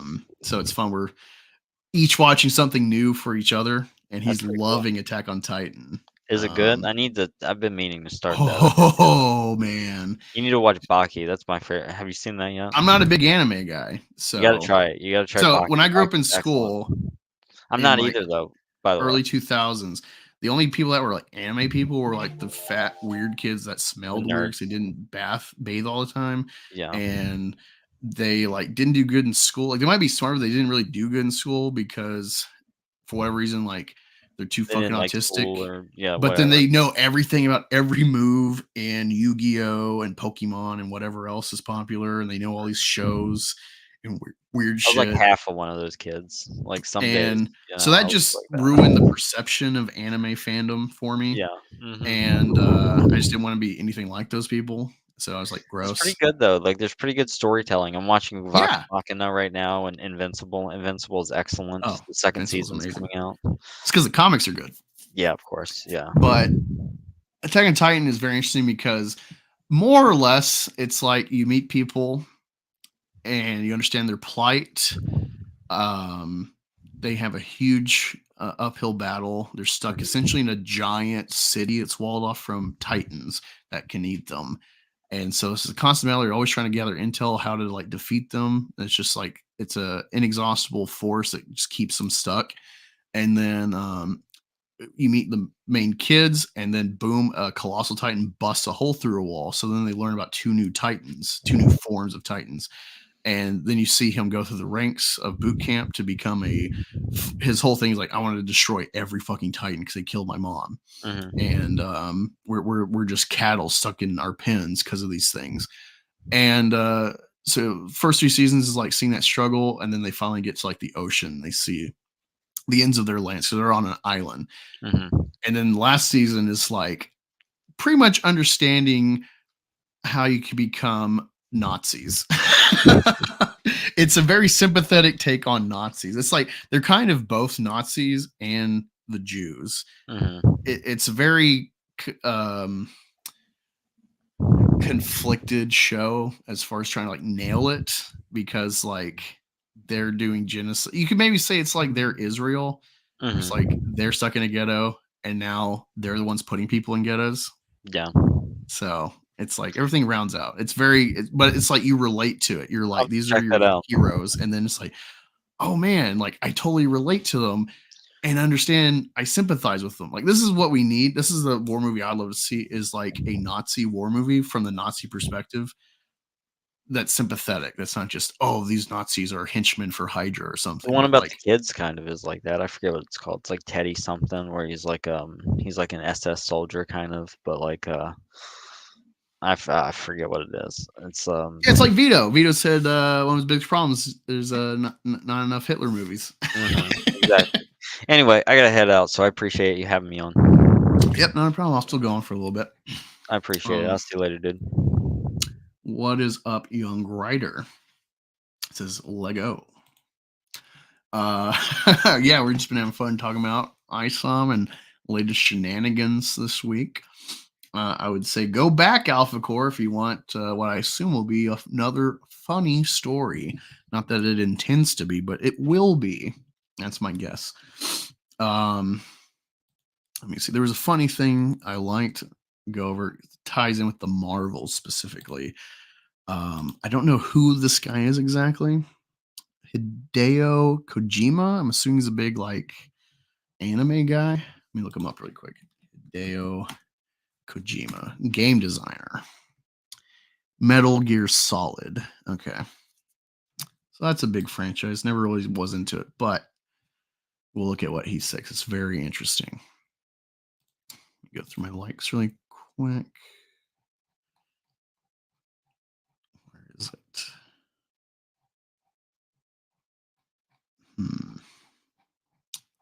I'm close. There it is. All right. Pull up this post.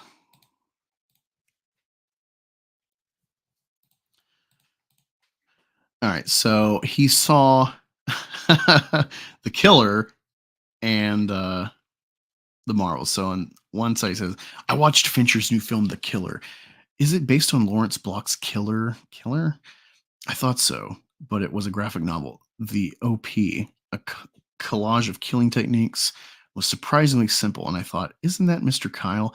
At first, I was a bit disappointed, but I was drawn in from the very beginning of the film. I was emotionally involved with Fassbender, the nameless assassin without a name and without dialogue. The Smiths' famous music played all over the place. As usual, Reznor's sound effects were superb. The film begins with a monologue about the wait for the assassination, the failure, the escape, and the counterattack. The film moves from Paris to Dominica to North America, showcasing the assassin's know-how, lessons learned, and details, while maintaining tension. The ups and downs of the story are as dramatic as the classics that morph from the opening to the closing chapters.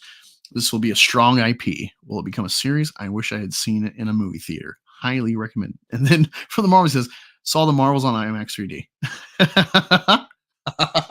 So if you appreciate Metal Gear Solid and this creator and his insight, look how in depth he broke down a rough, non-spoilery take about the killer, the excitement, and then see how excited he is about the Marvels. And this kind of showcases the Marvels. Now, I disagree actually about there's nothing to say about the Marvels. There's so much to talk about with it, and why it's just like it's not woke necessarily, and it could have been really good or entertaining, engaging.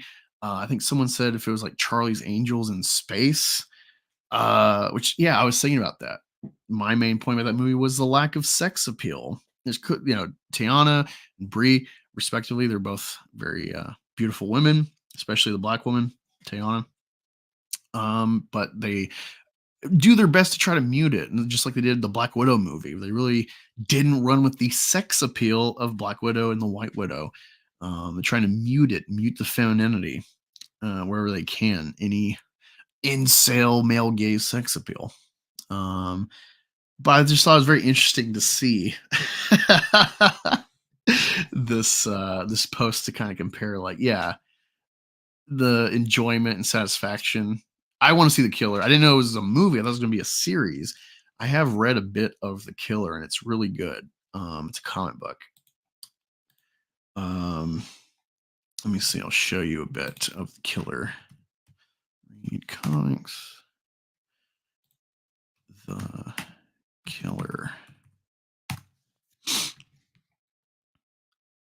Whoa, what we got here? The Rookster is off work. I made 11D12 sandwiches today. 11D. What is that? Lord of the Rings reference? That's an Arthur reference, the old cartoon. Oh, see, I grew up with Arthur, but I don't remember anything about it. Yeah, there's not much really to recall from it. I just remember like one random thing where the little daughter is babysitting the little twins, and they're like, "Yeah, we can tell time. It's 11D12." Yeah. Anyway, what are you talking about? What's up?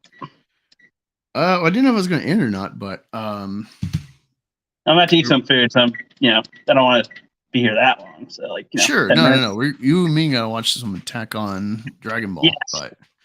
but no. I was just showing this post by I think the creator of Metal Gear Solid. Someone did a side by side collage of his tweets about him seeing Michael Fassbender's The Killer, which is something I want to see. So I think it's on Netflix, so I gotta re-up my subscription to watch it. Versus the Marvels, and he has like this in-depth paragraph. It's not really spoilery, but he's like, this guy goes everywhere. The kill techniques are slick. Michael Fassbender never says shit. It's just amazing. And then he just says, "I saw the Marvels in 3D." What a review! That's what we're. That was hilarious. The side by side. I think that really epitomizes the problem. I was going to show people like the first issue of The Killer if they haven't seen it, because it's a book I like. I've read a little bit of it. I've read some of the secondary series, and it's really good stuff. So when I heard Michael Fassbender working with David Fincher, who did Seven, fuck yeah, it's going to be cool. So let me pull it up. Damn it, stupid pop-ups. Yeah, I rewatched Ghostbusters for my Wednesday stream on Fanzine's channel. Wait, so are you gonna be talking about it this Wednesday? Yep. So what did you think on rewatch?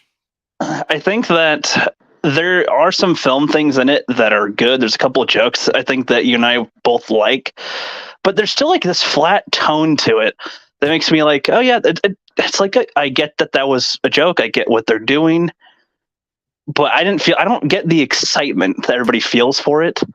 For Ghostbusters, to like overhype for it. What do you mean? The cast. It's Bill like, Murray. I think it's a good movie, but in terms of it is a good film, not in terms of it is like an enjoyable thrill ride or something. It's like it accomplishes things all pretty well. Wow. But it's just, but that's my takeaway. Like I had more fun in a way ripping on the Marvels, like. Now you get it. Now you get kind of what I was saying about Andor. It's like, it's fine. I guess so. If that's how you feel about Andor, I mean, I guess that's how I feel about Ghostbusters. It's like it is good. It accomplishes things, but I can't get behind this and go Ghostbusters with the stuff and the quotes and the thing. Like, no, I can't do that. It's like, yeah, I get them. They're there. It is fine, but I don't really want to talk about it. I'm on my phone. I'm on my phone. It might be that. Well, fucking. What about now? A little better. I'm on my phone. I'm have the speaker almost in my mouth. Can you hear me now? No, I hear you. Do I sound like a robot? Oh my god. This is the comic I'm talking about. The Killer. All right, so we're gonna go through issue 1. Come on. All right, so the first chapter is Longfire. Oh crap, wait, hold on. It might have nudity in this first issue. I'm not sure if it will or not. So let me go through really quick and make sure before I showcase this. Are you the prayer? Are you the hunter? Dun, dun, dun, dun, dun, dun. The English cover of the song is pretty good. Attack on Titan. Dun, dun, dun, dun, dun, dun. Yep, it was a good thing I checked toward the end of the issue. Get some nudity. Wow, it's actually a pretty long issue. It's early stuff. It's pretty cool. That sounds appropriate. It's about this hitman, and he's on a hit. And essentially in the comic, he's a hitman, but then he gets like double crossed or some shit. So he has to like backtrack and figure out who turned on him or why. And at some point, he goes to like the Alps or something to wait for a mission, but then it turns out he is the mission for another guy, but he foils it. And it's just really cool. Slick, so I could totally see it being a good movie. Can't wait to watch Fassbender. Let me double check if that is on the Killer 2023 film. Let me see.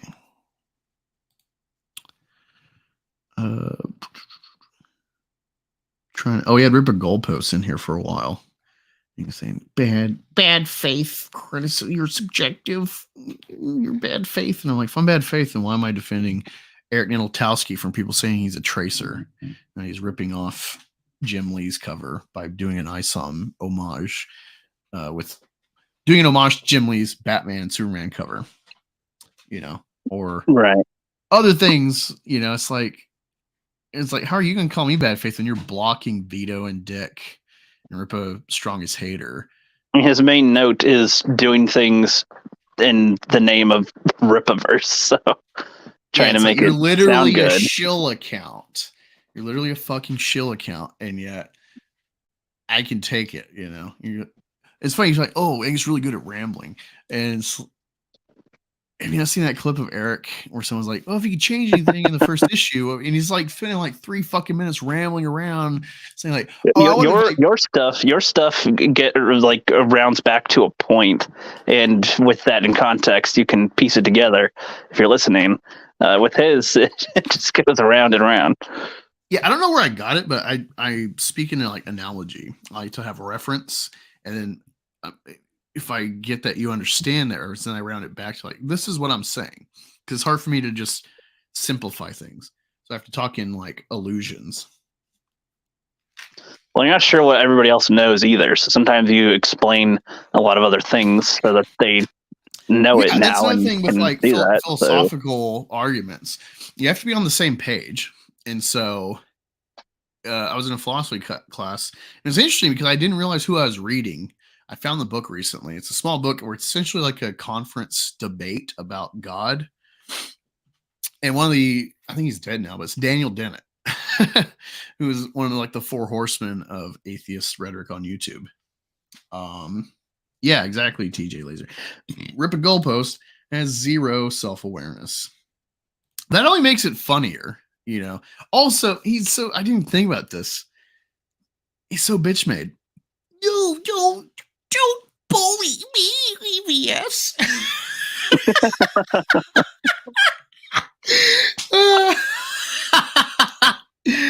Oh man, I might as well name myself Angus fan if I name myself like goalposts. Yeah, well, it's like, I don't know. I'm Black Angus with the image of Angus Young from the Lock Up Your Daughters variant record from the TNT era, but there's nothing to really defend Angus on. It's like I'm a fan because of the music. It's totally irrespective of him a person, which I don't know anything about, aside from if it's like in an interview about rock and roll. And so the context is almost always just going to be the music they've made or the guitars he's used, the amps he plays on, etc. I don't know Angus Young the person, and I'm not defending him like a shill. It's just like, I'm a shill for the music. It's amazing. And there's plenty of people like, they suck. Oh, it's just the same shit every time. It's like, well, you go enjoy your complexity and everything else and whatever. I'm like the AC/DC go Burr. This is what you want to play at like a barbecue and shit. Like, getting the Angus on the grill while the Angus is in the speakers. Well, Black Angus is eating the burger. When I think about it, it's like when you see AC/DC in interviews versus if you've only seen them in concert footage or their videos, Angus is a fucking demon on the stage, just bouncing everywhere like a fucking imp. It's crazy. But then you see him in interviews, he's like just sipping tea, man. He's got a cigarette and he's just like calm as fuck. Barely says shit. Because he gets all his wiggles out on stage. He doesn't have to be like, he's not a crackhead. He's not, snorting coke and shit. So it's not like spilling off the stage. He probably reads in his spare time or something. Well, no, that's exactly. For Those About to Rock came from him reading a book about gladiators. And so then he just like changed that classic, For Those of Us About to Die, We Salute You, and made this like rock epic in the same vein. Dirty Deeds Done Cheap is based on some, I assume, Australian cartoon about like a hitman, and he had his card that says Dirty Deeds Done Dirt Cheap, and that's where that came from. Thunderstruck came from him on a plane. I think the plane got struck by lightning. So it's like just a lot of life experience, or just reading, just interest, and then just rock and roll. And so it's just, let me find a way to make a fucking ballad so I can just hammer on this guitar for 2-3 hours on stage and people have fun. It's funny because like I love complex shit. I don't like comedy generally. I'm a pretty quiet, docile guy, unless you get me talking about movies or comic interests or something like that, philosophical stuff. Pretty quiet guy. I'm like in the corner at a party and I'll drink something, but I'm not like getting slammed. Pretty reserved person. Even watching football, it's like I'm like, yeah, touchdown. But it's like I love football for like the in-depth strategy of like the play calls, the coach philosophy of like run pass, their methodology, the players they key in, who they try to draft, body type, all these like intricate things. This is why I love football. So I'm not like, yeah, he caught a touchdown and that was cool. And did you see that? And that's the end of it. It's like, no, I love the whole depth of it. The understanding like, well, this coach is a good coach because he was a backup. He was never a star. He only stayed in the league as like a secondary guy on a bench. Mostly he kept his job by knowing the fundamentals. Almost every good coach you see has never been a good player. And there's something about that. And so I take note of that when I watch football or basketball, just a little thing like that. So it's just all my interests are very in depth. And so I love shit like Mastodon and Gojira, very complex guitar playing. But then my favorite band is AC/DC, where it's like more or less the same shit every time. You know what you're getting. You're going to like build up into a fucking chorus where it's like the backup singers belt it out. And it's like a bar room, like sing along song, and you get your solo second verse, and then maybe do a third verse and an outro, and that's it. It's fun. It's simple because it's the spirit of rock and roll. I don't know. Maybe that's why I love AC so much, just because it's like I can just unwind. I cannot think. I can just enjoy it. It's my moment of brevity is classic rock like that. Hell yeah. That might be it. But it's just funny when you make me self-analyze with like, well, I'm an Angus shill, but I'm not like an Angus goalpost. It's so weird. Dude, that says so much about whoever in the comments earlier said fucking it's their internet dads. And it's like, wow, that really, really is a biting commentary on these people. Really does kind of pin them. That like you're attacking my dad, or it's like their idol, where it's like Rippa hater he loses this a lot in his videos of like, oh, it's so great that I'm gonna, you're mediocre, and by giving me money, you can sustain my mediocrity in the hopes that you can be mediocre with the success too. Actually, speaking of Rippa's hater, he has a recent video I saw. He's been belting out a lot of shit, but fucking, let me find it. Rippa's strongest professional hater. All right, let me find it. It's not that one. He did a Clippaverse promo. Here it is. Because it's funny that he posted this, because I just noticed on the Alphacore. Correct me if I'm wrong, but there's no charity scam option on this campaign. I haven't looked at it, so I don't know. Yeah, it's crazy. Rookie, who, like a lot of these people, didn't read the book, until I got wind of the Dick review, and then I found the pirated copy and read. I'm like, oh my god, dude! And you're like, no way, you're exaggerating, Angus. There's no way it's that bad. And then we read it, and then all that whole argument of like jobs, the ranch. That says job. What the fuck does that matter for this book? And then Rookie's totally like, damn it, he was right completely. I couldn't predict that it would be as it was. I didn't. Why would one make it like that? If you haven't seen this, TJ Laser, you might enjoy this. Here we go. What's up, y'all? I have some good news for you, but I first have to thank all of the customers that have already pre-ordered Alphacore #1 by Chuck Dixon and Joe Bennett. It has been a phenomenal campaign thus far, and we have a long way to go. Now for the good news. We're excited to bring you another opportunity to not just purchase Alphacore and Alphacore The music. but to contribute to a good cause. There are a lot of fans of the Rippaverse, but some of them are, well, special. We have partnered up with various charitable organizations to sponsor some of these Rippaverse fans and help them navigate day-to-day life more easily despite their conditions.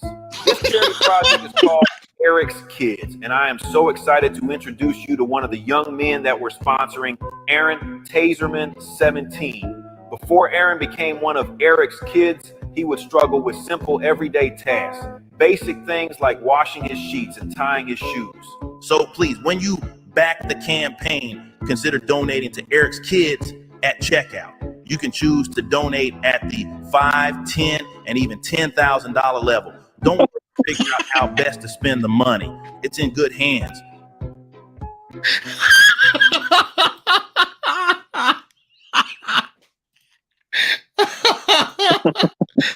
The $5, $10, and even $10,000 level.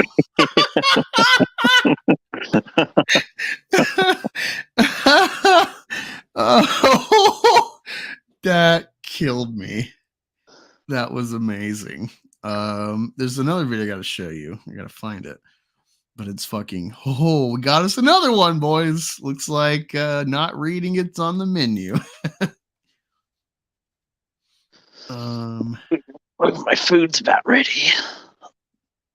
Well, it's good for you, I guess. That means that my belly will be full soon, and then I will poop it out. It'll take me a minute to find it. I see. Somebody at work today, they came in and they, for some reason, thought that we had sandwiches that were more than a foot long. And I'd explained them for a while that it's 12 inches and 6 inches. But it turned out the word deluxe once again made them think that it was like way longer sandwiches or something. Now it's like, I don't know how else to do the math and showing you that it's not longer. It's meatier. That was kind of funny too. We have like a section for our new hero subs where they have the beast and the Titan turkey and stuff. And there's a thing that says 2x meteor at the top, and everybody was like, "Yeah, I'll have the meteor sub." Like they thought that was the name of a sub, which I'm like, that sounds like a dope name for a sandwich, but nope. Sorry if the conversation is boring at the moment. We're talking about sandwiches, but I don't know what to talk about right now because I'm not on stream mode. I'm on hungry mode. No, you're fine. I'm just trying to find. And I'm also on Attack on Titan, but I don't want to fucking watch that. Did you see they're writing John Wick 5? No. Yep. What? They're just gonna make the same movie but lamer again. I could have swore. I don't know where this is. There was this video of this black guy on a stream, and he's like, I haven't read the book. He's like, I might get a cheaper version of the book and then actually read it finally. Well, how can you like honestly promote a guy into like its third campaign? I don't know.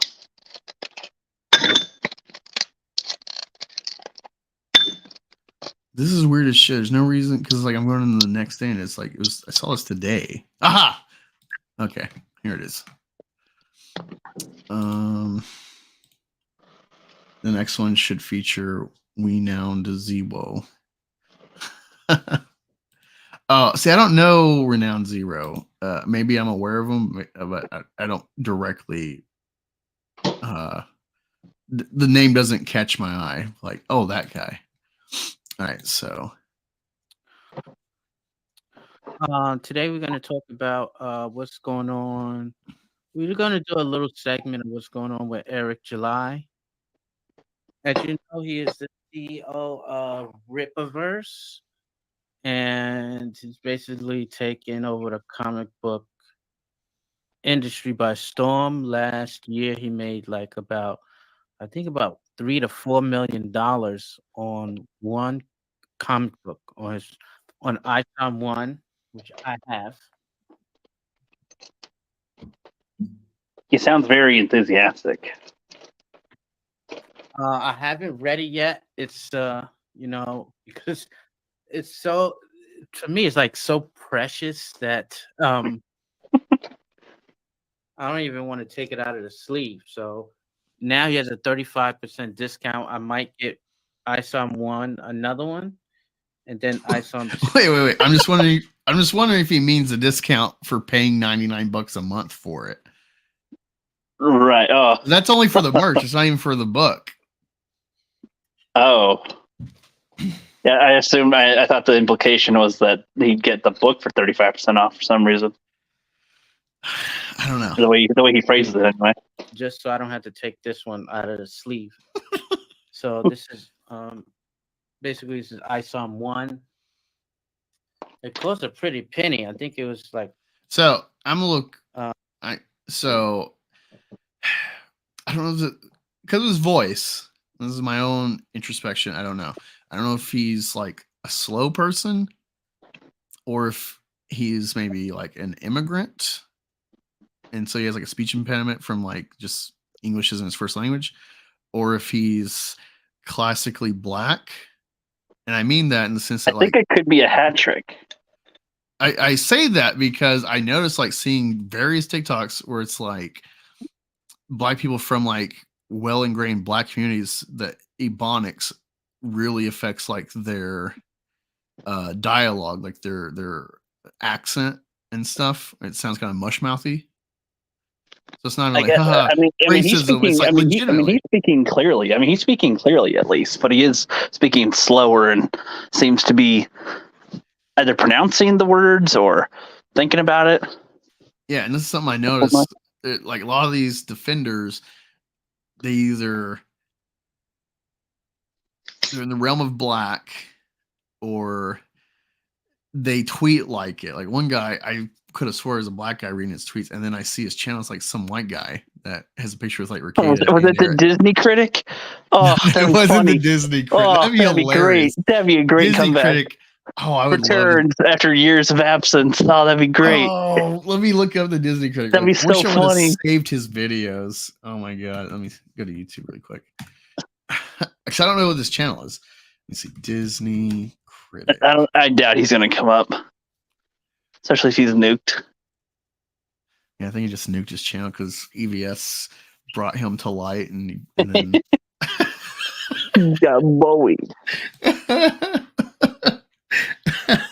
EVS is a meanie head. All I got is that clip somewhere on my phone where it's like, Black Angus. Hey guys, it's the Disney critic here to talk about Black Angus. Well, it's funny because he's so triggered by me, but then he blocked me. That was like the first person to get triggered. That was the first person to get triggered by you, I think. Yeah, but he was talking about me behind a block, and it's like. And he kept like promoting me. He's like, he's a Nazi. And it's like, what the fuck? You gotta check out Black Angus reviews. He's a Nazi. He's talking. He likes Black Angus music. You gotta check out his channel. Robo. Let's see, Robco guy says this just proves my point even further. Exactly. Let's continue a bit. I don't know, like $25, $30 for the comic. And then I got 2 shirts. This one, Rippaverse, and then I got another one with Isom. And together it was 85. It took a while to get shipped, but I think it's because they were just getting started. So you have to expect some hiccups. It was nice. They did ship pretty quickly. I'll give them that. No, yeah. Well, I shared a clip earlier where I think that's the fastest turnaround from like a new campaign and shipping. That's like the fastest. So Eric had a clip earlier that I showed where he's playing the victim role, saying like, well, this is why EVS was in with these detractors. And he doesn't say EVS. He does that bitch made talking around. Where he says a person in the community or something. Yeah, he's like, well, this is why he was with, because it's like, I'm someone who doesn't deserve to be at this level. He's been doing it for a while, and I like hop him. And so this is the way he could undercut me and get back in hierarchy. And it's like, you don't know EVS very well if that's how he thinks it is. Yeah. I think EVS got a good track record to show you like he can take not being the top guy. If anything, I think EVS has like burned his bridge with him because he sees like this is fucking just like Dynamite kind of burnt the bridge with EVS in Comicsgate and Cecil because of the baggage and like who like is apparently the main purchasing base. And you know, it's like but EVS wants people that read comics. Well, I think EVS that they don't, but that's what EVS. That's one of his main EVS things. Is aware. I think EVS is aware that this is a problem all over Comicsgate in the periphery. I mean, I'm an example. I'm an example. I have like 30 or more, probably 50. I don't know. I bought a bunch of comic books, and I've only read like less than 10 of them. And I'm trying to read them now. I'm trying to read them and review them now. Promote something really quick, actually. Let me share this. Let me stop this. Loud and Times will be like, yeah, we'll help you, but we're not going to read it. It's usually the thing. Hold on. Let me check. Make sure I'm not doxing myself. I am ready for Attack on Titan soon. All right, so I'm going to show you a little bit of the PDF of the mythicals. This is Hojo on Twitter. I'll share his link shortly, but so this is the mythicals. This is the cover on the digital. It's by Dan Dahl. Does great work. Chapter 1, it's called Prophecy and Protocol. And so you meet this Nancy character. She's having like nightmares. Is this out already? Did you launch this already? Yeah. He's already on number 2. And see this weird guy say something to her, whatever. She goes to this facility, do an interview, and just like the build up, I messaged him because I'm about halfway through this, and I told him like, hey dude, actually I'm gonna read you what I said to him. Let me find it. Messages. Go here and I'll find them. Just take me a second. Come on, there he is. All right, so I told him, hey, I started reading a bit of Mythicals finally. I like it so far. It feels kind of like the Batman /7 Men in Black. Just wish it was a bit more gritty or grimy or darker aesthetically. Would help the disorientation for the reader into Nancy. Meaning, like from her point of view, if you made it like just grimier. I think he took that as like I wanted it like a hard R-rated comic. And it's, no, I just think like art-wise, art with the shadows is really good, but he could have made it like darker and dirtier. And just made it feel that's what I felt about the Marvels. That's what I felt about the Marvels. Make them a little dirty, please. Well, Brie like had like a cut on her pant leg, so there's something. I mean, their fucking face. It's like Ray, you know. Oh, Ray got her arm cut. So she clearly went through strife. She got a boo boo. She got one boo boo that literally mommy could kiss and make it better, and that's the equivalent. Yep.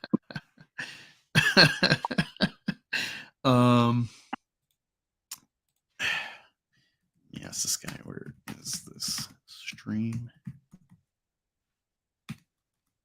And then there's something else I wanted to show. Let me find it. I think there's an EVS comment somewhere.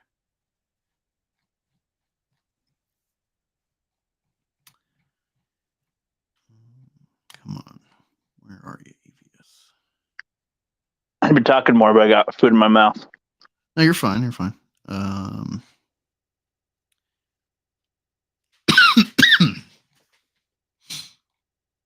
It's just going to take me a second to find it in my likes.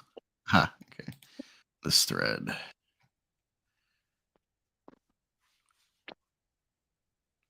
No, that's not the thread. But people really butthurt about EVS, of course. I want somebody to make a fan comment called the Detractors, like the Avengers, but the Detractors.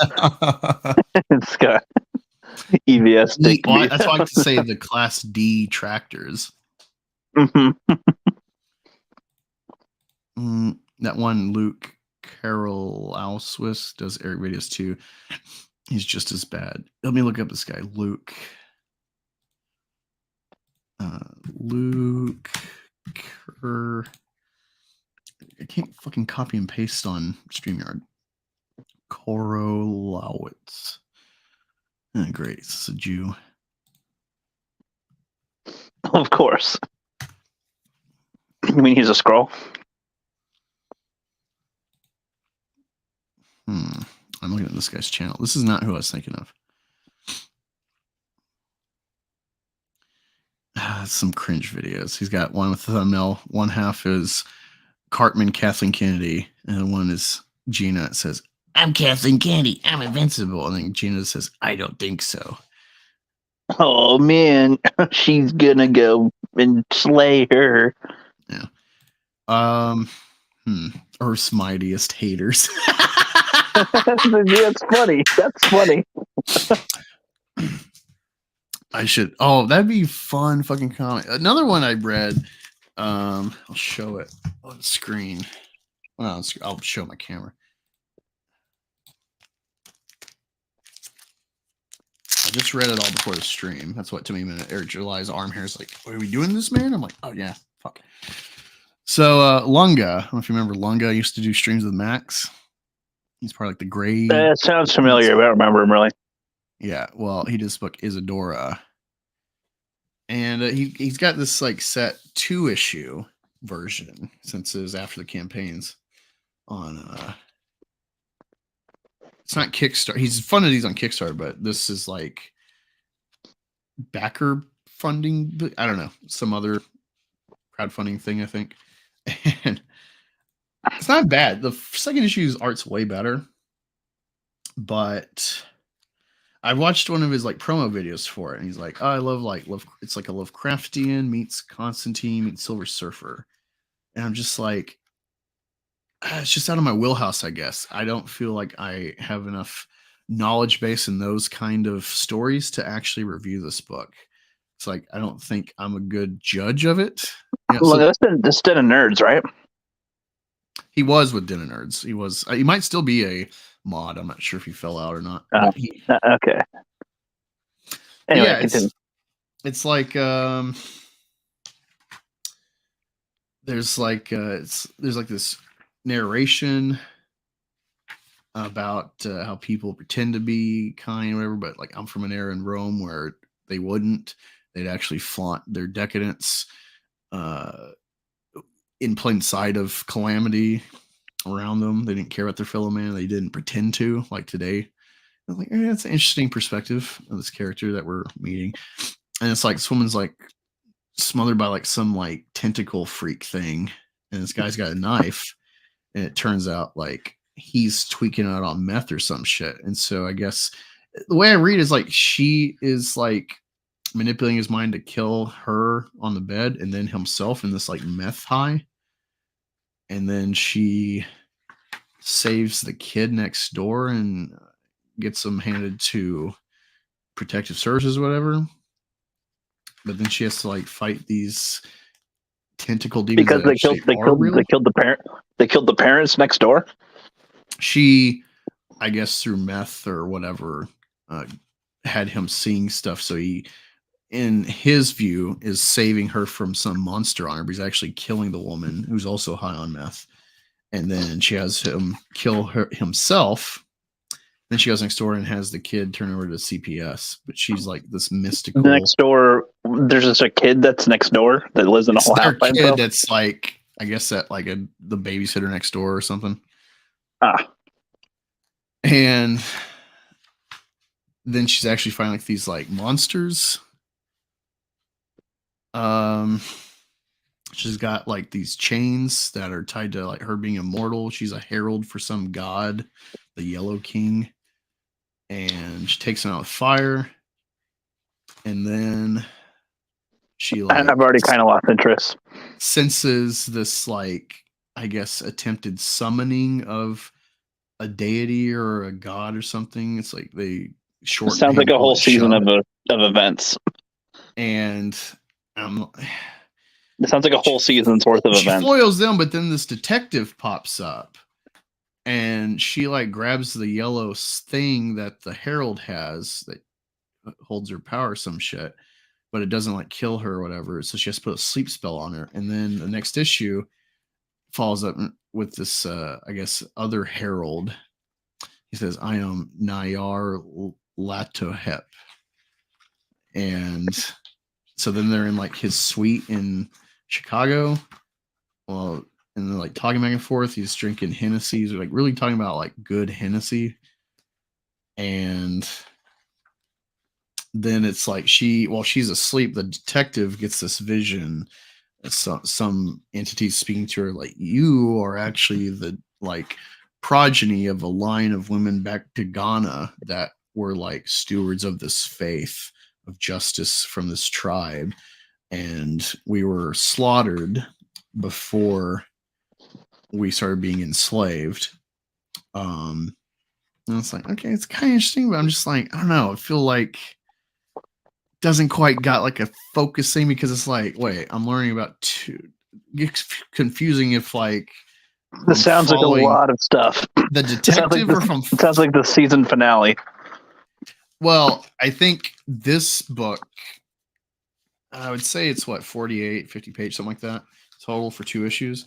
Standard comics, you know, but I feel like this needs like an Isom length of pages to flesh out the story. But again, it's like a story written under a budget versus getting millions to make it. So yeah, Nayar Lothotep is from Lovecraft. I'm not a Lovecraft guy, so I'm already like not in the wheelhouse to properly comment on he's really nailing Lovecraftian storytelling, or so I'm just like, that's not the way that Nylor would act. Versus, yeah, it's like it's not just a story. It's like there's a lot of, if there's depth, you're not getting it because you don't know it. So there's a lot of depth that I'm just totally out of the wheelhouse. It's not like a normal, like Isom. He's a street level guy. I've been watching superhero movies since I was a child. So it's not again. So like you talking about me being objective or whatever. I'm just a hater, ripping goalposts. Like, no, I tried to read this. I read it all. I don't think I'm like the right. Objective doesn't mean that you're just telling the facts. You're trying to separate your emotion from your review. Yeah. Yeah. So it's like, besides what you just saw me here, like going through it, and it's like, I kind of follow, but it's just like too much. And I'm not a Lovecraft guy. The imagery is cool for Lovecraftian stuff, the Cthulhu stuff, but it's just like, I've never had interest to actually dig into Lovecraft. So it's just like, that's a realm of storytelling that the like, was it celestial like nihilism or something? I've watched some videos about Lovecraftian stuff, or like they used to do the movie reviews on Wisecrack that would have like Garrett's the mist was supposed to be Lovecraftian, I think. Sure, but it's got enough time to give you an in-depth just the real world story that you're seeing outside of understanding Lovecraft. So it's like, yeah, like the Lovecraft was just the background, really. I can give a good 10 take, review pros and cons of that movie without knowing Lovecraft. This one, like he's like, oh, that's an actual like character from Lovecraft. It's like I have no idea, so I'm like ill-equipped to properly comment on it. It's just like if I never watched any Clone Wars or the prequel trilogy, and then I watch Ahsoka, I'm only going to give you at best 50% knowledge to properly critique a show like that. You need to have in-depth knowledge about that series, the saga, to comment on Ahsoka properly, if it's good or not. Because if it's like your first Star Wars thing, you're just going to like take it in like, oh, well, this is the thing they got to get. And that makes total sense. And it's like, well, not if you know the saga that it all ties together. This might completely counter, or like this idea of like, well, he probably has a saber set heavier than Ahsoka. I'm like, when have I ever fucking seen that in Star Wars? Like, that's some book shit, extended Disney shit I've never heard of. Mm-hmm. So that is like hilarious because like, when does that ever come up importantly in a movie? Which is the main shit you should know before you review new Star Wars shit. Now, if you're talking about like the High Republic, this is before, then I think it's fair game for a new person to comment on it completely, more or less, you know. I don't know. It's like I can totally critique Eric's crap, but Isadora, it's like this is just out of my realm of fandom, so I don't feel like my commentary should help or hurt, and so I'm not even going to really give it about his book. Besides, like, hey, check it out if you like Lovecraftian and stuff. I guess you'll like it. I don't know. Yep. But already a negative, I would say, is just like I think it just needs way more pages to flesh out story because he's only. I'm assuming under budget, he's only telling fragments of the story that he can under budget, and so it's very contained. Versus what it should be probably a way more expansive story for both the detective who is a descendant and then this Roman girl that's 2,000 years old who is this herald of this god. Cosmic horror, yeah, that's what I was trying to get at. It might have been a Rick and Morty review I watched on Wisecrack that talked about cosmic horror and stuff and existentialism and whatnot. So like I have like the teeniest little awareness of that stuff. It's just like, Yep. But yeah, that's and I watched about 3/4 of a good football game today. My Bengals, it's my number 3 team. They fucking had a really good comeback. It was a crazy sequence of events. I don't know if any of y'all are football fans, but Bengals, they're back and forth. It was like a 6-point game, something like that. And then it got to like 20-7. Like, oh shit. I've seen the football I know to stay around, but like this is not looking good. But then we got some lifeblood in us. Started going back and forth. Bro had 2 picks in a row, and there's 3 minutes left. It's like this game is over. And then they got a pick, and essentially they tied the game, but they fucked up. So when they tied the game, they should have had a touchdown. He bobbled it in the end zone. So they had to tie it. That gave them enough time to fucking march down the field and win it. They might legitimately have their first real quarterback from Ohio State that will work. And I hate that because I hate Ohio State, but props to them. Great series of events these last 2 games. I haven't been following the NFL well this year. I mean, I know my Eagles are good. This is a problem, Ricky. Maybe someday you'll understand this with the Trailblazers. Philly, we have this long history, never won Super Bowl. Lost 2 in the years since Super Bowl started. Because the Super Bowl is named after Vince Lombardi from Green, the trophy after him. And we were the only playoff loss he had before the NFL started the Super Bowl. We beat them in the championship, 1960. So that was the last time we had championships, 1960. So for 57 years, so we won 52. We had not won a Super Bowl. We lost 2 of them before that, in 80 and 04. So at best, our legacy has been coming up short the few times we've actually been a good team. And then we win. And ever since we won, even though we went to Super Bowl last year and it was a good tight game, it's just been this kind of feeling where I'm like, I'm not as invested anymore because like we finally got it. So it's like I can rest my hat on that. I got to see that run to the Super Bowl. We finally got one. Everyone after that is just going to be cool. We got another one, but it's not the same anymore.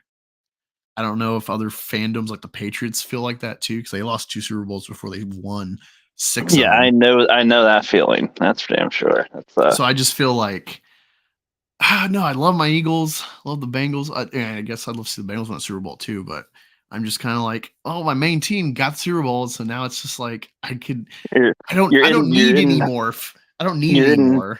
Yeah, you're in hype mode until they get it, and once they get it, now the momentum will go down. You're like, well, it doesn't mean as much now if they do win again because they just won after so long trying to. So, sure it is.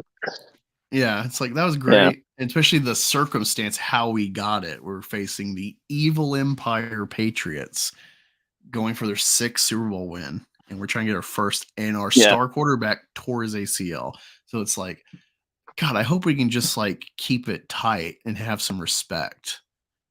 Some what? As soon as I said it, I'm like, Eric July. Some what? I asked July's arm hair what his favorite parts were, and I didn't get to say mine. So if you're interested, my favorite parts of Isom 1 and 2 is in the first book when he has that second fight with Santuan. And he's like, I came to your handler with respect and was met with disrespect. And that cannot be tolerated. And then it was like saying all this shit about like accepts and stuff. And it's like the term accept is not what we chose, but that's what we're dealt with. And we don't even like that. This doesn't even have anything to do with the conversation and with what we're doing right now. Yeah, so let's keep fighting. Hold on. Let me read it properly. Just in case we don't miss anything. Let me find it. It's so funny. That's why we never want Rippaverse to fail. Are you kidding me? Yeah. This is funny. So, I told them we should have endured your defeat, but even I didn't think you'd be dumb enough to come right back. This is why you heroes often end up dead. I'm no one's hero. I came to your shot caller with respect and was met with disrespect, and that cannot be tolerated.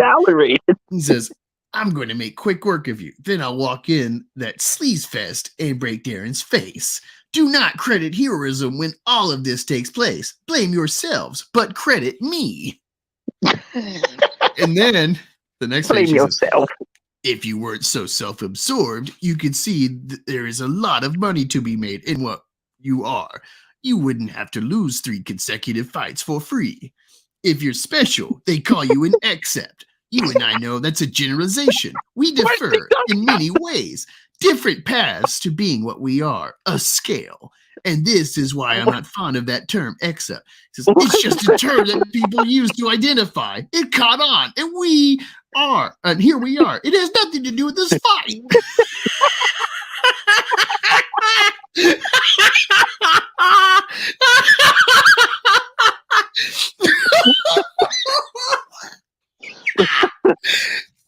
That's so funny. I think I don't know if that's meant to be comedic. I think he was going for like epic anime moment of like before they like fight. They're like, you thought this and that and blah blah blah, and then they're like, pow pow pow. And I think you're right. I think that's what he was going for. But it's so funny because it's just like, what is this conversation? Why are you even talking? Why are you wait? What? I mean, God, don't credit heroism, but do this and then credit me. He's just there to beat everybody up anyway. Like, I don't get it. Also, in issue 2, there's a couple parts. There is the the Obertonic Arena, where we have these announcers announcing it's Larry Shungite, and then it's like, let me count this.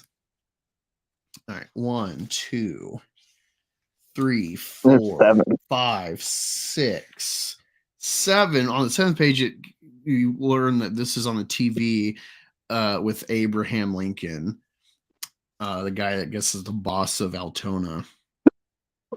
And then he gets in the car. They cross paths with clearly who is Yaira.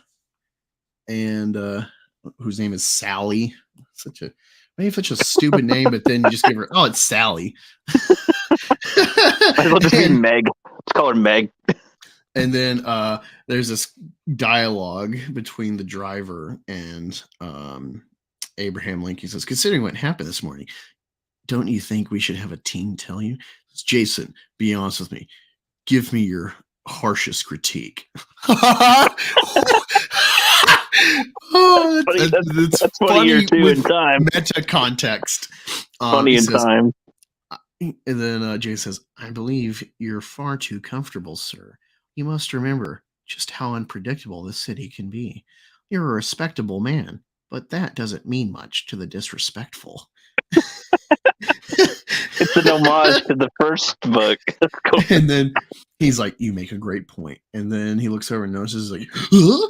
And there's a Humvee. He says, the boss sends his regards. And there's 3 gunmen. And he's like, blam, blam, blam. And he says, most of the rounds won't penetrate the car. Go. He says, when did you add these upgrades? I'm not nearly as naive as you think, Jason. Thanks for the confirmation. He says, what? You were one of the insiders who worked with Fontano. I think you were one of the incels that you're about to say. This whole ordeal was a setup, and now you're trying to finish the job. Nothing personal. Money talks. And then he says, and then Abraham Lincoln says, deactivate windshield emergency protections. Deactivate windshield emergency. Jason's like, you're going to kill us both. He says, I have no plans of dying tonight. I'll even give you the ride. And then he, like, I guess, buckles up and, oh no, I guess he unbuckles and shoots through the windshield. But I'm trying to see, why wouldn't Jason also fly through the windshield? I guess maybe his airbag caught him. And then we cut to Isom getting a gun and then putting on his shades. And then nothing comes of that. And it's like twilight, but then it's like bright daylight the next page. Maybe it's supposed to be morning, and now it's like. Is there a spot that says earlier that day or earlier or whatever? No. 2 weeks ago. No. And it's funny too. Is he has the 2 platforms on the robot for him and the wife of Sam to hop on. So Sam's wife is held in arm by the robot, but then Isom just holds the shoulder of the robot while they fly. It's funny because it's like no homo, essentially. Like, can't put Isom in any kind of predicament where it's like he needs another masculine entity's help. That would be gay, I guess. Mm-hmm. I don't know if that's GHEY gay or just GAY gay, but either way, it would be gay. And I love like Gooding. I like to read him like he's a robot man that doesn't have understanding of inflection, and so he's like Drax, but a robot, sort of. I have as thorough a database as you can imagine, and I've never heard of anything that fits that description. But after catching some samples of the blood trail you left, I did a quick analysis. There was a trace of terrasinogen. What the hell is that? It's like a molecule. It isn't present in human DNA, but every time I've come across it, a peculiar type of being was involved. You're losing me. That sounds like, what was it? Some fantasy shit, or what was it? Some fictional nonsense. Fictional nonsense. That's like a constant joke between me and Rookie now. Is okay, like I didn't think nothing like besides the dialogue of his narration. I didn't think like this was a bad scene. So then I'm like, wait, this is actually really bad because this is supposed to be in a war with all these other superheroes. There was apparently a war, and he gets in his truck and he's like, all these other heroes with their flight and cool vehicles. I'm in a costume getting around in a truck. Gading has me in the middle of nowhere with coordinates. It's like, well, if there's coordinates, how's it nowhere? But whatever. He says, but a good truck is a good truck. It's just like the blue sky is a blue sky. And it's like, actually, on hindsight, this is really bad because instead of him just saying cool things, it could have been like, oh, here's a Batman character with a classic cool Batmobile zipping by him, and he's like, motherfucker, I gotta get in my stupid Ford Pickett. Where's he get this money? Like, how many panels have him just in his truck just driving? Ooh, good question. Because that I like what you just said, and that could just you could just get rid of a couple of the panels probably, and just 1, have 2, 3, 4, 5, 6, 7, 8, 9, 10, 11, and then we get to the big splash page of a tiny castle. What do you see in any of those panels? Is anything in those panels like informative about anything, like visually, or? Yeah, he just really, I guess, wanted his artist to show off his truck artistry skills. Because I like with what you just said, that could be 1 or 2 panels with the Batmobile thing, and then like I guess 1 on the road for the first panel. I mean, you do this in like 6 panels or something, and just get to the thing. I don't, and also have more substance within it. So with that, yeah, and it's like, what is this guy's power level? Because he gets grabbed by a dragon, dropped into the moat with gators, and then just like shuts a gator's mouth. He also got beat up by Sandtwan. And then he like throws a gator. So it's like there's no, but then like he got hurt by the fucking demon monkey grabbing his shoulder. But then also it's like if he's doing all this with the monkey demons from hell, then how the fuck did he lose the fight to Chadran? Well, I don't even know if they fought. Chadran looks fucking cool on that cover. And then you read the book, and it's like, what the fuck is this ugly shit? They actually don't even really fight either. Yeah, no, it's like, well, you would think they would fight, but yeah. It's just I assume he runs away after she gets her head squished because that's when he quits fighting. Next up, Isom 3 and the conclusion of the ill-advised arc. And I like the dark side demon monkey says, he's like, I underestimated this human. Our presence is no longer necessary. All has been confirmed. He must be eliminated. It's also like, why? that man came into our cave and took our white boy. That's not okay. Yeah, well, at least Isom actually had a legitimate beef with the Hell Monkeys, taking Sam as employee. Otherwise, that's true. That's more direct. That's the first time in Isom that like something directly happens to like affect him and that he gets involved with. Yeah, and he's actually in the right versus the first time when he goes to the club. That's true. Yeah, he's not just going to somebody's business. That's true. That's actually good, but I don't think that's on purpose in that way. Like, yeah, so I think they think clearly, that Darren's obviously the bad guy, but it's like, well, I mean, it's one of those Darren Fontano. Like Eric might know the things that Darren has done, but I mean, from our perspective, he's just a businessman, but does things legally and sometimes not so legally. But it's like, that's it. Like we don't even know if what's her face was she a prostitute? She seemed fine, just free. Yeah, like I don't know. It just seems like the degree. Like, what is the degree of his bad stuff? Like what he's a little. TJ. They spared him like a few times. It seems like they could have killed him, but they chose not to kill him. You know, TJ gets it. Fucking, he said it's good content. We want them to make comics. Yeah, it's like we're enjoying let's see how retarded these things can get. It's like we're like patting the retarded kid in class. Like, how does sex works again, Jimmy? We want him to make more. We want him to make more comics. Make 10 more comics. This is like the South Park episode where they're writing their like dirty sex book or whatever, but it's like retarded children that don't know what sex is. Mm-hmm. And it's like the booger stuff. The poop that took a pee. And then she pooped out of her boobs, but it was all liquidy poo.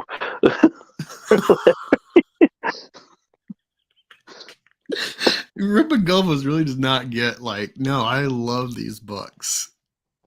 Well, I think they like to conflate it with like Matt Jarbo and other people that like want him to not like be in business or something. But it's like, no, like be in business, sure. Oh no, yeah. Matt Jarbo, just like the Friday Night Tights have hard on for Disney and for everything to tank and be woke so they can make content. Because if it's good, everyone likes it. They don't have a job. They're not getting super chats. No one cares to listen to their commentary. They want it to be bad. So we go, yeah, Pedalwood sucks. And Jarbo does like the opposite, whatever they do. Kind of, but with like his Isom commentary, he seemed to be like, I don't like this guy. I don't like what he says, but I'm going to give him a fair crack on his art. And it's like, oh, this is fucking bad. And it just makes it even funnier because I don't like him for his politics and his commentary, and his shit sucks too. I'm referring to, he suggested that Rippa sell the Rippaverse. Yeah, I saw that. Yeah, well, that's what I'm saying. It's like, we don't want him to sell it. No, because then we wouldn't get the funny content. Like it's a good laugh. We have a lot of memes. Ruthless. We have a lot of memes now between us, thanks to him. That cannot be tolerated. Like, oh, that's so good. Somewhat legally, somewhat not so legally. Like, that's great. That's funny. I just want to be a fly on Eric's wall when he's like at his typewriter punching the script up. He's like, it's like, aha, yeah. It's like, And then there's going to be 12 panels of the truck that is also a good truck. It's like that people made a meme out of that Red Panda period Disney movie. Oh, yeah. Yeah. There's the meme of the girl writing in her diary. Like, I guess she's writing like horny fan fiction, but people have like memed it where it's like the Ryan Johnson writing The Last Jedi or something. And it's like, it's just Eric. Yeah, Eric got my Killmonger July. Got my ideas now. We're gonna strap up all the black people and go after our haters. He was funnier than I thought in the Marvels. We're gonna strap up all the black people and take out these detractors. These goofy detractors. They is Jelia. TJ's living this. He's a girl writing on her diary.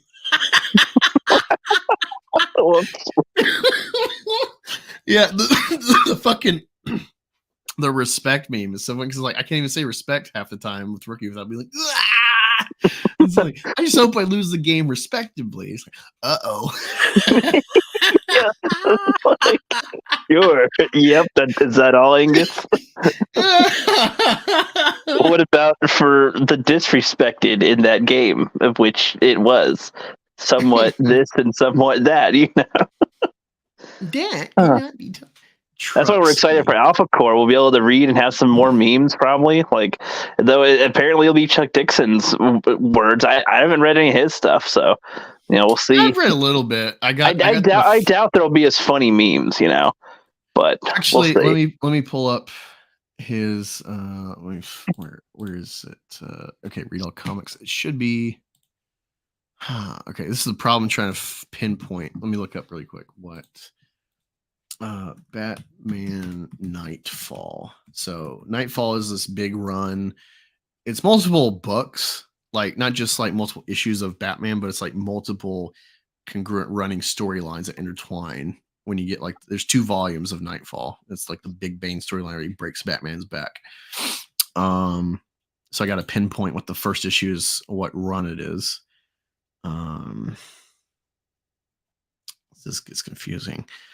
Nightfall ran from April to October 93. Batman issues 492 to 500, and Detective Comics issues 659 to 666.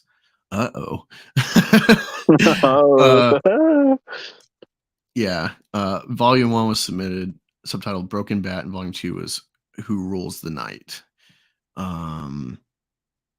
It's first time Batman tells it shared a single narrative for an extended period since the Crisis on Infinite Earths era. So, talking about like 8 years or so since. So, it's pretty groundbreaking. This is where Bane started. Batman 492. So, let me find Batman, and then I'll pinpoint that issue, which is going to be a headache because there's so many fucking runs of Batman. I gotta find the right one. All right, let's try this. Batman Volume 1. it's kind of cool on this free website. You know, it has many ads. So it says Volume 1, April 1940 to October 2011. Batman began in 40. It's published till 2011. Batman was initially released as a quarterly magazine. It changed to bi-monthly format with issue 6. Beginning in 54, national periodical publications began publishing 8 issues of Batman a year. It wasn't until issue 260 that DC Comics began publishing Batman on a monthly basis, where it has remained ever since. First 7 Batman annual editions were actually released on a semi-annual basis rather than yearly. They were double-sized issues reprinting classic Batman tales. With annual number 8, the series began publishing original stories. With the exception of Action Comics and Batman's own predecessor, Detective Comics, the Batman title remained one of the longest-running DC comics of all time. And then Volume 2 starts with the New 52, 2011. So, okay. Scroll. So you got it pretty in depth on this website. That's what sucks when you go on Read Comics Online LI, because you got to dig. You got to know what you're looking for. Mm-hmm. So I'm going to introduce you to Bane. This is really cool first issue, if this is the issue or not.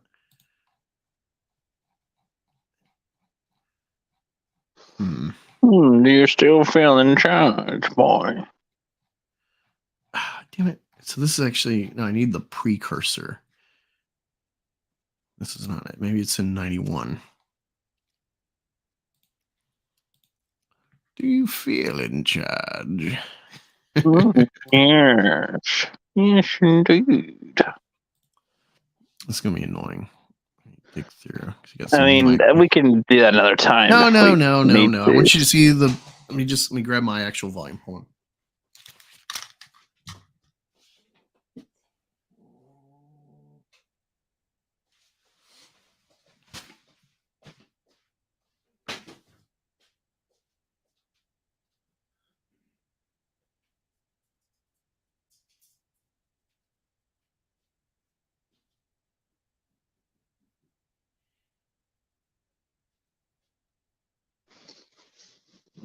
I'm ready for Attack on Titan, my friend. All day. Can do Bane later. He's not going anywhere. He is not in his chair. That's why I couldn't find it, rookie. I figured it out. It was Batman Vengeance of Bane.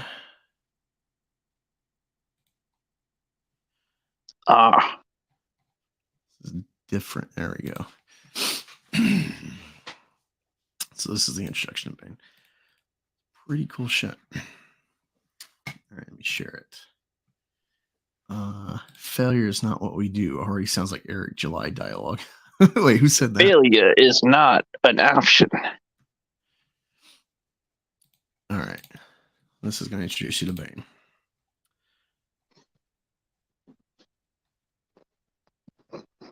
That very sad and very short affair. First, the generals came down swiftly. Emboldened by the goings-on in nearby Cuba, the people rose up. But the ruling junta here was not so lazy or so blind as the masters of Cuba. The dead were buried and the living arrested. The 3-day battle in the capital left many questions to be asked, and many names to be named. Names to be torn from the mouths of the insurgents. And those names were removed from this world and taken to another, a place called Peñaduro, the Hard Stone. A woman heavy with child was brought to this place. Her unborn was to be charged with the crimes of his father under the medieval codes of the island nation. Santa Priscan law is not without mercy. Only a male child could serve the sentence of the father. And he was born a male child, born to life in a life sentence behind the walls of Peñaduro. But this is not the story of how Bane was born. It's the story of his creation. His mother was imprisoned as well. She was his guardian. They were kept in protective care in the prison's infirmary. I was there assigned to Dr. Ruger, consigned to Peñaduro for 30 years. Call me Zombie. It is the name given me there. I watched the boy grow over the years, even as I watched his mother waste away. Dr. Ruger saw nothing. I could see her dying a little each day. Hope is a living thing. It must be nurtured. But the boy was still a boy. A truck is still a truck. he grew. Well, I was going to say that, and a boy is a boy. It's like, are you sure about that? Well, it's like the tone is like, she's dying, you need hope. And he's like, well, the boy was still a boy. It's like, haha, he's playing. So he doesn't really understand his confines. He grew, he thrived. He knew no other place. He learned every hidden corner of Peñaduro, every secret. It was there he learned of life. And at far too tender an age, he learned of other things. By the boy's 6 years, mother had given up all life. I alone attended to her in those last days. She was a farm girl who could not survive hidden from the sun and so far from God. The boy would not allow himself a tear. He had become as hard as this place. His mother was weak, for that she died. She was denied a Christian burial. Her corpse was thrown from Punto de Tiburon to be food for the sharks that gathered there. And the boy was to be thrown to the animals within the walls. And yeah, it's pretty good fucking cool narration here. Meeting Bane. And so it's kind of cool to see this one shot and then see like the Dark Knight Rises backstory with them.